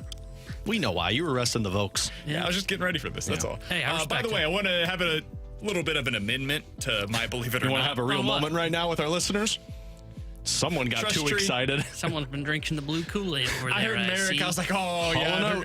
It's going to be more than just Robert Thomas. He's actually the one that's pessimistic about the Blues. Robert Thomas is clearly going to get 100 points. They're going to have 2 of them. And then Two? Why not 3? Did a little more looking into how often that's happened in recent years. And basically, if you don't have Connor McDavid and Leon Draisaitl, you're probably not doing that. We've got the next best thing. So I'm going to go ahead and amend what I said in the last segment. Believe it or not, the Blues have 2 90-point producers this season. Do you have the teams that have those? The Oilers did it last year. Okay. The Avalanche did it last year. Okay. The Panthers did it last year. Okay. The Toronto Maple Leafs did it last year. Okay. Tampa Bay did it last year. And all these guys have superstars. The New York Rangers did it last year. Are you just naming off all the teams? I'm going to believe this one. I'm just optimistic about it, man. And you know what? Tonight might shoot it down a hole real quick, and I just come in. That won't happen. I'll be excited no matter what. They could lose 5-0, guys. I'll have excuses. Don't worry. It's just an off night. If Thomas has been working with Adam Oates in the offseason for multiple years, and I really think that what he's been doing away from the ice is focusing on being a dual threat player. He's got the playmaking ability. You heard Jeff Marek, who is an outsider, although he did express his love for Robert Thomas. The playmaking ability is up there with some of the best. Yeah. What makes him the next level is him shooting the puck. And if he gets to 30 goals, I can see him getting 60 assists. So 90 points. And then if that's happening, Kairu's going to be there. So I'll say I'm believing this one. I'm not going to believe it. I think 1 can get there. I don't know about 2. And that's where I'm kind of hesitant. And I'm not saying like that line's going to be broken up or they're having a bad year, but 2 guys getting to 90-plus points, that's tough to do. So there's also just a lot that can go wrong. Like an injury to one of these guys for 15 to 20 games. And that ruins everything with us. It may not even be these 2 guys. It could be Booch. That's the one that he dealt with injuries last year. Now, they were like weird injuries, like an infection and all that. But yeah, there's a lot that can go wrong. I'm not going to believe it, but that's not me being negative on that whole line. So the last player to produce at least 90 points for the Blues was Pavel Demitra back in 2003. Mm-hmm. Before that, you got to go all the way back to Hull and Shanny in 1994. So we're talking about one dude that's done it in the last 30 years.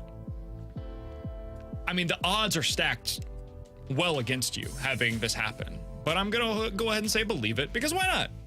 YOLO of the season. YOLO. This is the only time when we're going to have the opportunity to really believe in this year's Blues. So, well, you call me negative. Damn. Wow. I'm going to take back what I just said. Remember that tone thing that we've been talking about? Where did the bottle Get the damn bottle right now. I don't know where it went. You know what? Instead of the bottle, I need to bring back the contraction simulator and shock you. There's nothing in there. Yeah. Open it up and spray it on yourself. If I don't go positive now, I'm not going to be allowed to go positive on them later, is what I meant to say there. Okay, sure. Bad phrasing. Good save. Sure. So, I'll go ahead and say yes. I think they'll end up getting multiple 90-point producers. Let's stick with positive energy. Yes. Maybe not from BK. Yeah, he's not allowed to answer. Believe it or not, Robert Thomas will finish with more points than Connor Bedard. Robert Thomas will have more than Bedard? Yeah, absolutely. Wow. I'm not going to believe this one, actually. Really? Although, I'll tell you what, Taylor Hall just got injured. That's going to hurt. Here's why, though. The 2 games that Connor Bedard has played. Overrated. Just so everybody's clear, if you're not watching on this YouTube, which you should be. That's very true. At 101 ESPN STL. Airlines team. BK was the only one that climbed. Yeah, absolutely.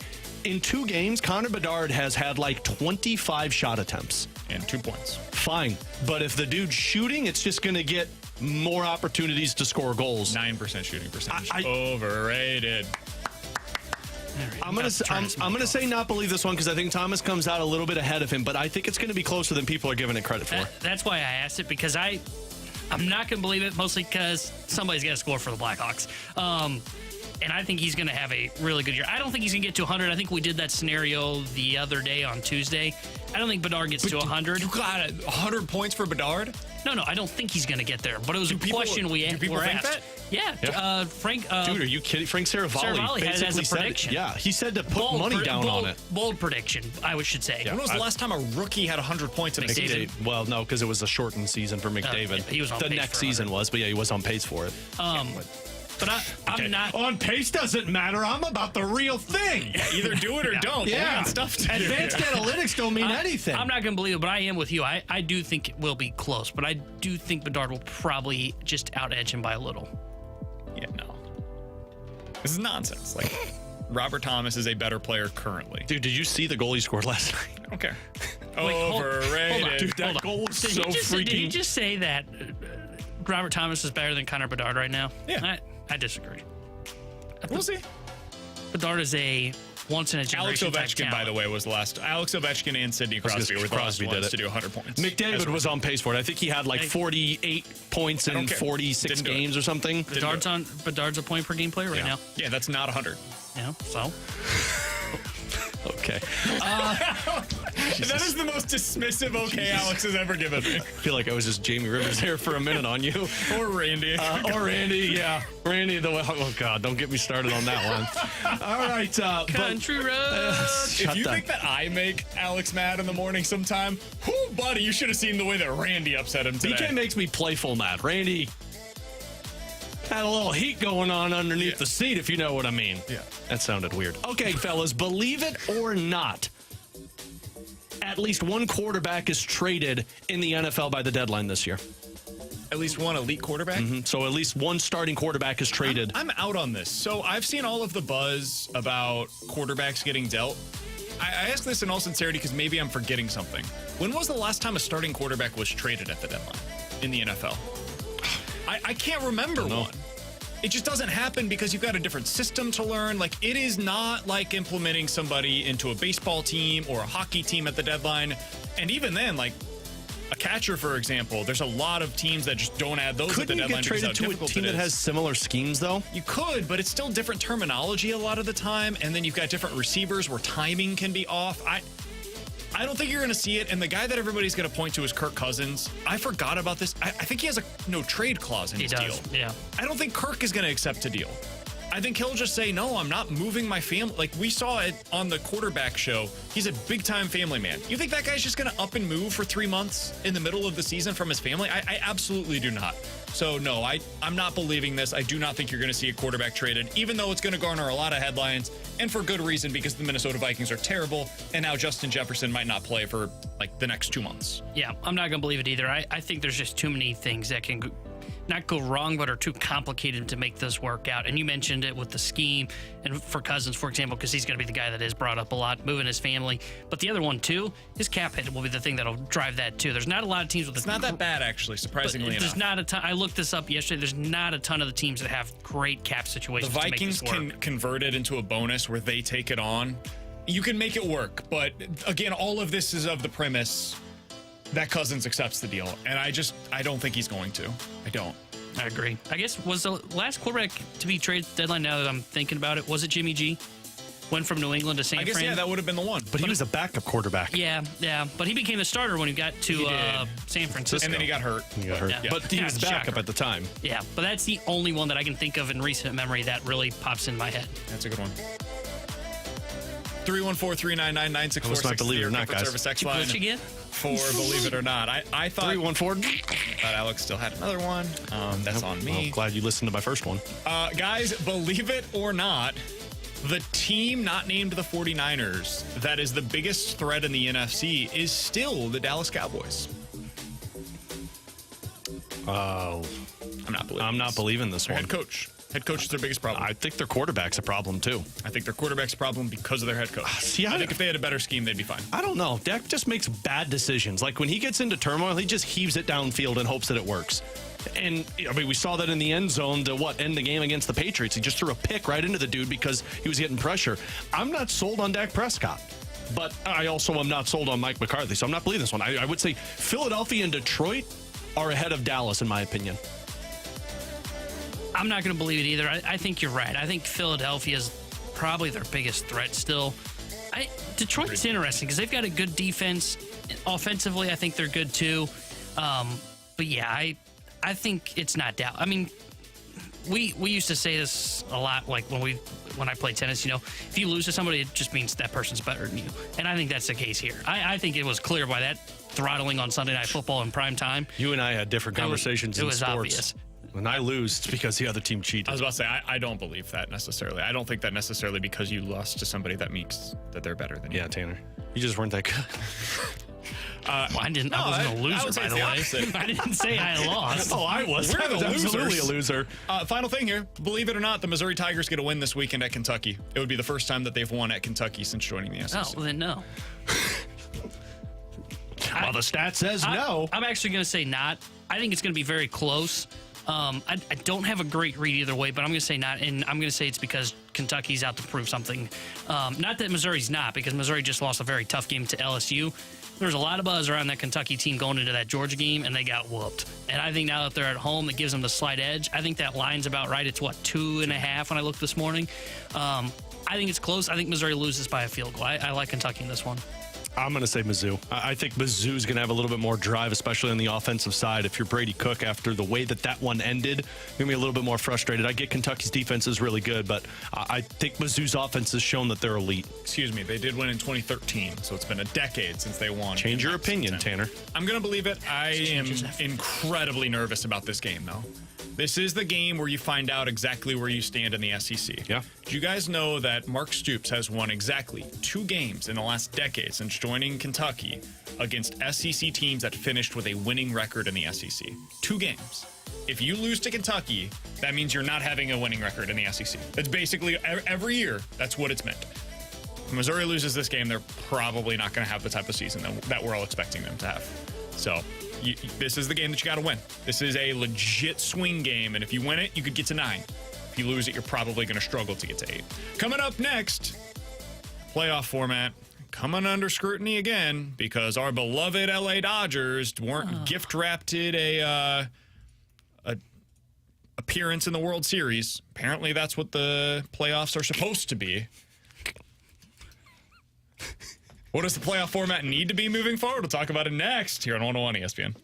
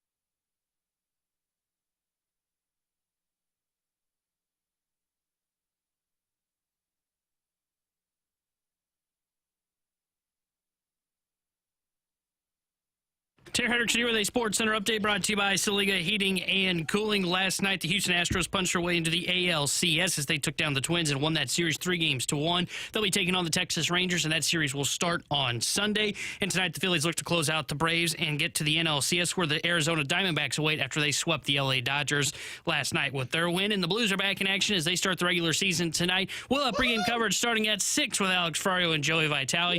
Then Joey will join Chris Kerber for Puck Drop at 7. The Sports Center update was brought to you by Saliga Heating and Cooling, an independent American Standard heating and air conditioning dealer.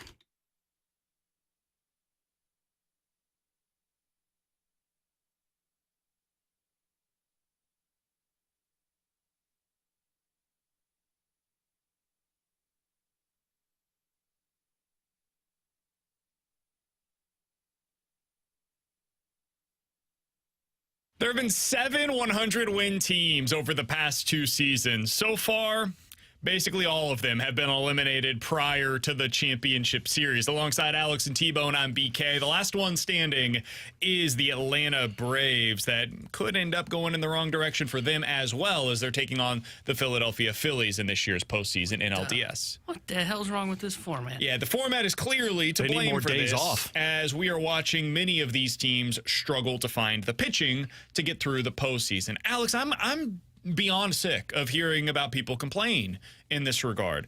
Man, we talked about it all year. The Dodgers were not constructed like your typical 100-win team. And then yesterday, I hear all the bitching and moaning from fans of the Dodgers about how the format is to blame. No, your pitching was to blame. Your lack of hitting was to blame. You had an offense that was constructed around 2 players. Those 2 players combined for, I believe it was 1 hit in the entire series with Mookie Betts and Freddie Freeman. You're not going to win. We saw that last year here in St. Louis. They had an offense that was constructed really around 2 guys, 2 MVP candidates that were excellent all year long in Goldie and Arenado. Well, they got cold at the wrong time. They went up against 2 excellent pitchers from the Phillies, and they lost. And they ended up getting removed from the playoffs accordingly. That's what happened to the Dodgers. And frankly, the Dodgers have been choke artists for a decade now. So no, I don't have a whole lot of sympathy for you. Now, if you want to make a change to this format, I think there is one thing that is totally fair to discuss. It's a reseeding once you get to the DS. Should the Braves have had to play the Phillies in this round? Maybe not. You can make an argument that that should have been your NLCS, and the Braves should have been able to play the Diamondbacks, while the Dodgers ended up playing the Phillies. That also would not have fixed your problem of the Dodgers being eliminated in this round. I think it would have been just as quick with the Phillies playing against the Dodgers as it was with the Diamondbacks. But that's the only thing I'm really willing to concede about this specific format. I think the format itself has been totally fine, Alex. Yeah. But if you want to change something, that's probably what I would do. And that's where I would be too. I don't see an issue with the format just because a 100-loss team is getting beat in a 3-game series. Like, you were a 100-win team. If you don't, or not a 3-game series, a 5-game series. If you're a 100-win team, that shouldn't be an issue. You got here for a reason. Frankly, I look at the Dodgers and I'm like, okay, part of the problem is because you were relying on Clayton Kershaw, Bobby Miller, and Lance Lynn to carry you through a postseason. Absolutely. That's a problem in itself. That's more roster construction and injuries than it's, oh, well, the format is all jacked up. I hate when that happens. Like, I complain a lot about the hockey format because I think 1 through 8 is a lot more entertaining. The way baseball is set up is fine because you want to change it. You're bringing more teams into it, and I think that's a nightmare. If it was an issue, the Astros wouldn't have a problem. Right. Like, they've been able to play through this. It's not their fault that everybody else can't do it. I think the Dodgers, and I'm going to throw Baltimore in this category too. I sent this in the group chat last night. I think their destiny was written after the trade deadline. It was obvious those teams were really good. There's no doubt about that. Those are good teams. You don't win 100 games by accident. You clearly needed pitching, and you didn't address it at the deadline. Like the Dodgers adding Lance Lynn.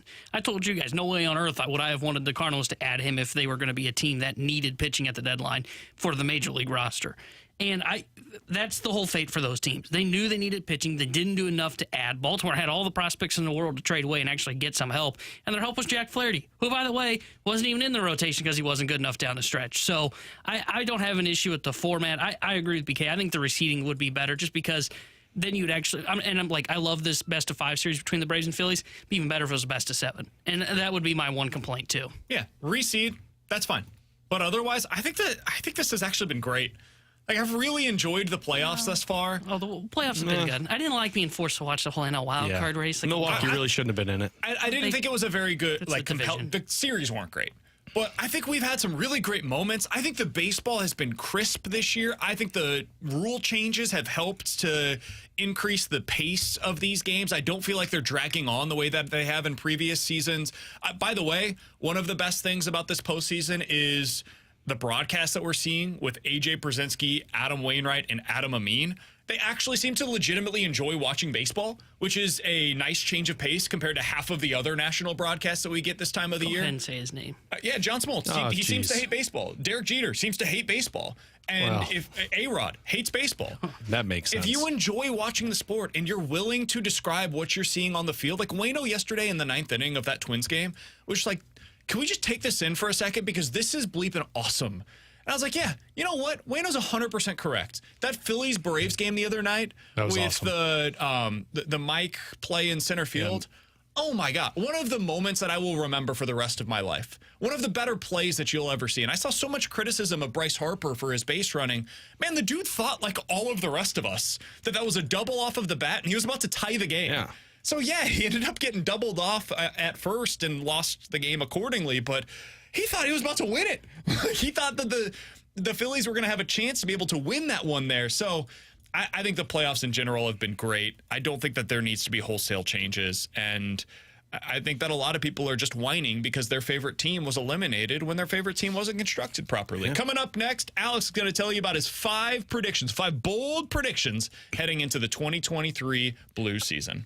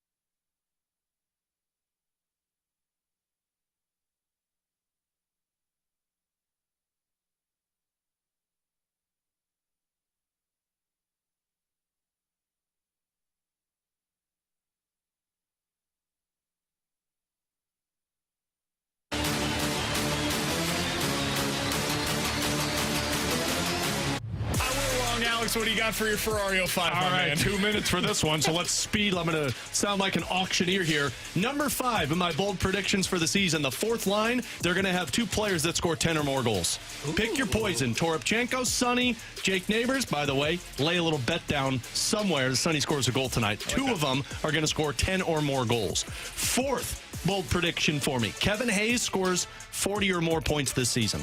Last year he had 57. Huh? No, God, no. I'm not. He ain't the dude I'm picking as my 40-goal scorer. That's Jakub Vrana. We all know this. I actually think you could lock that in. I do too, but, I mean, in the past he's only been like a 35, 36-point producer, and he's third-line minutes. So that's the part that I would share some skepticism is there. If you want to up the ante to 50 points, I'd still take that bet. I think he hits that also. Point per game. You put 82. Wow. Okay. Third bold prediction here, because I got to speed through this thing. No time to let it simmer. Sorry. Special teams finishes the season, both power play and penalty kill, top 10 in the NHL. They do that. I think they're a playoff team. I do too. I think the penalty kill, I didn't want to be bold and say top 5 because I don't think the power play will be top 5. Penalty kill, I could see being top 5. Dude, let it eat. Number 1. Top 15 in both, I'm thrilled. No. Top 10 in both, and you are a contender. I think the penalty kill could be top 5. Power play, I could see being top 10, but I'll just ease in and say it's top 10 on both sides of it. Hey, let it eat. Bold predictions, baby. These I'm are fully all expecting a Bennington prediction. Which one do you think it is, 1 or 2? Number 1. I think it's Number 1. I'll just jump into that one for you. Number 1 is the defense's top half of the league in goals allowed this season. Now here comes the Bennington. And it's tied into Bennington. All of this is tied into one player. Top 10 goaltender in the NHL. And I'm going off a save percentage here. I'm not going off of wins because, as T-Bone says, analytics make wins not important in hockey. I think save percentage-wise, to what Jeff Marek said, 910, 915 save percentage, that's what you're talking about. You're going to have a top 10 goaltender with the defense being in the top half of the league. I love your first 2 bold predictions. Fourth line, 2 players with at least 10 goals. I think I would lock that in. 40-plus points for Kevin Hayes, totally reasonable. I would amend your special teams. I like that it's a bold prediction, though. Top 10 in both power play and penalty kill. I would say top half of the league. If you can do that, I feel pretty good about where you're at. Penalty kill didn't... No, the penalty kill was awful last year. I am not with you on the defense top 10 in goal prevention or Benner top 10 in save prevention. However, if you get those 2 things to happen, this team's making the playoffs. Yeah. That is absolutely the path for this team to get there. And that's where I'm at. Alex is going to be back with you coming up at 6 o'clock. He's got Blues pregame for Blues versus Stars. Our puck drop with Joey and Curbs is coming up at 7. Jamie Rivers is live from Dallas for the start of the Fast Lane. That is coming up next here on 101 ESPN. He's Alex, that's T-Bone, I'm BK. He's stolen my heart, Alex. Were you going to... No, I wasn't. How did he steal your fart? That's what I'm confused about.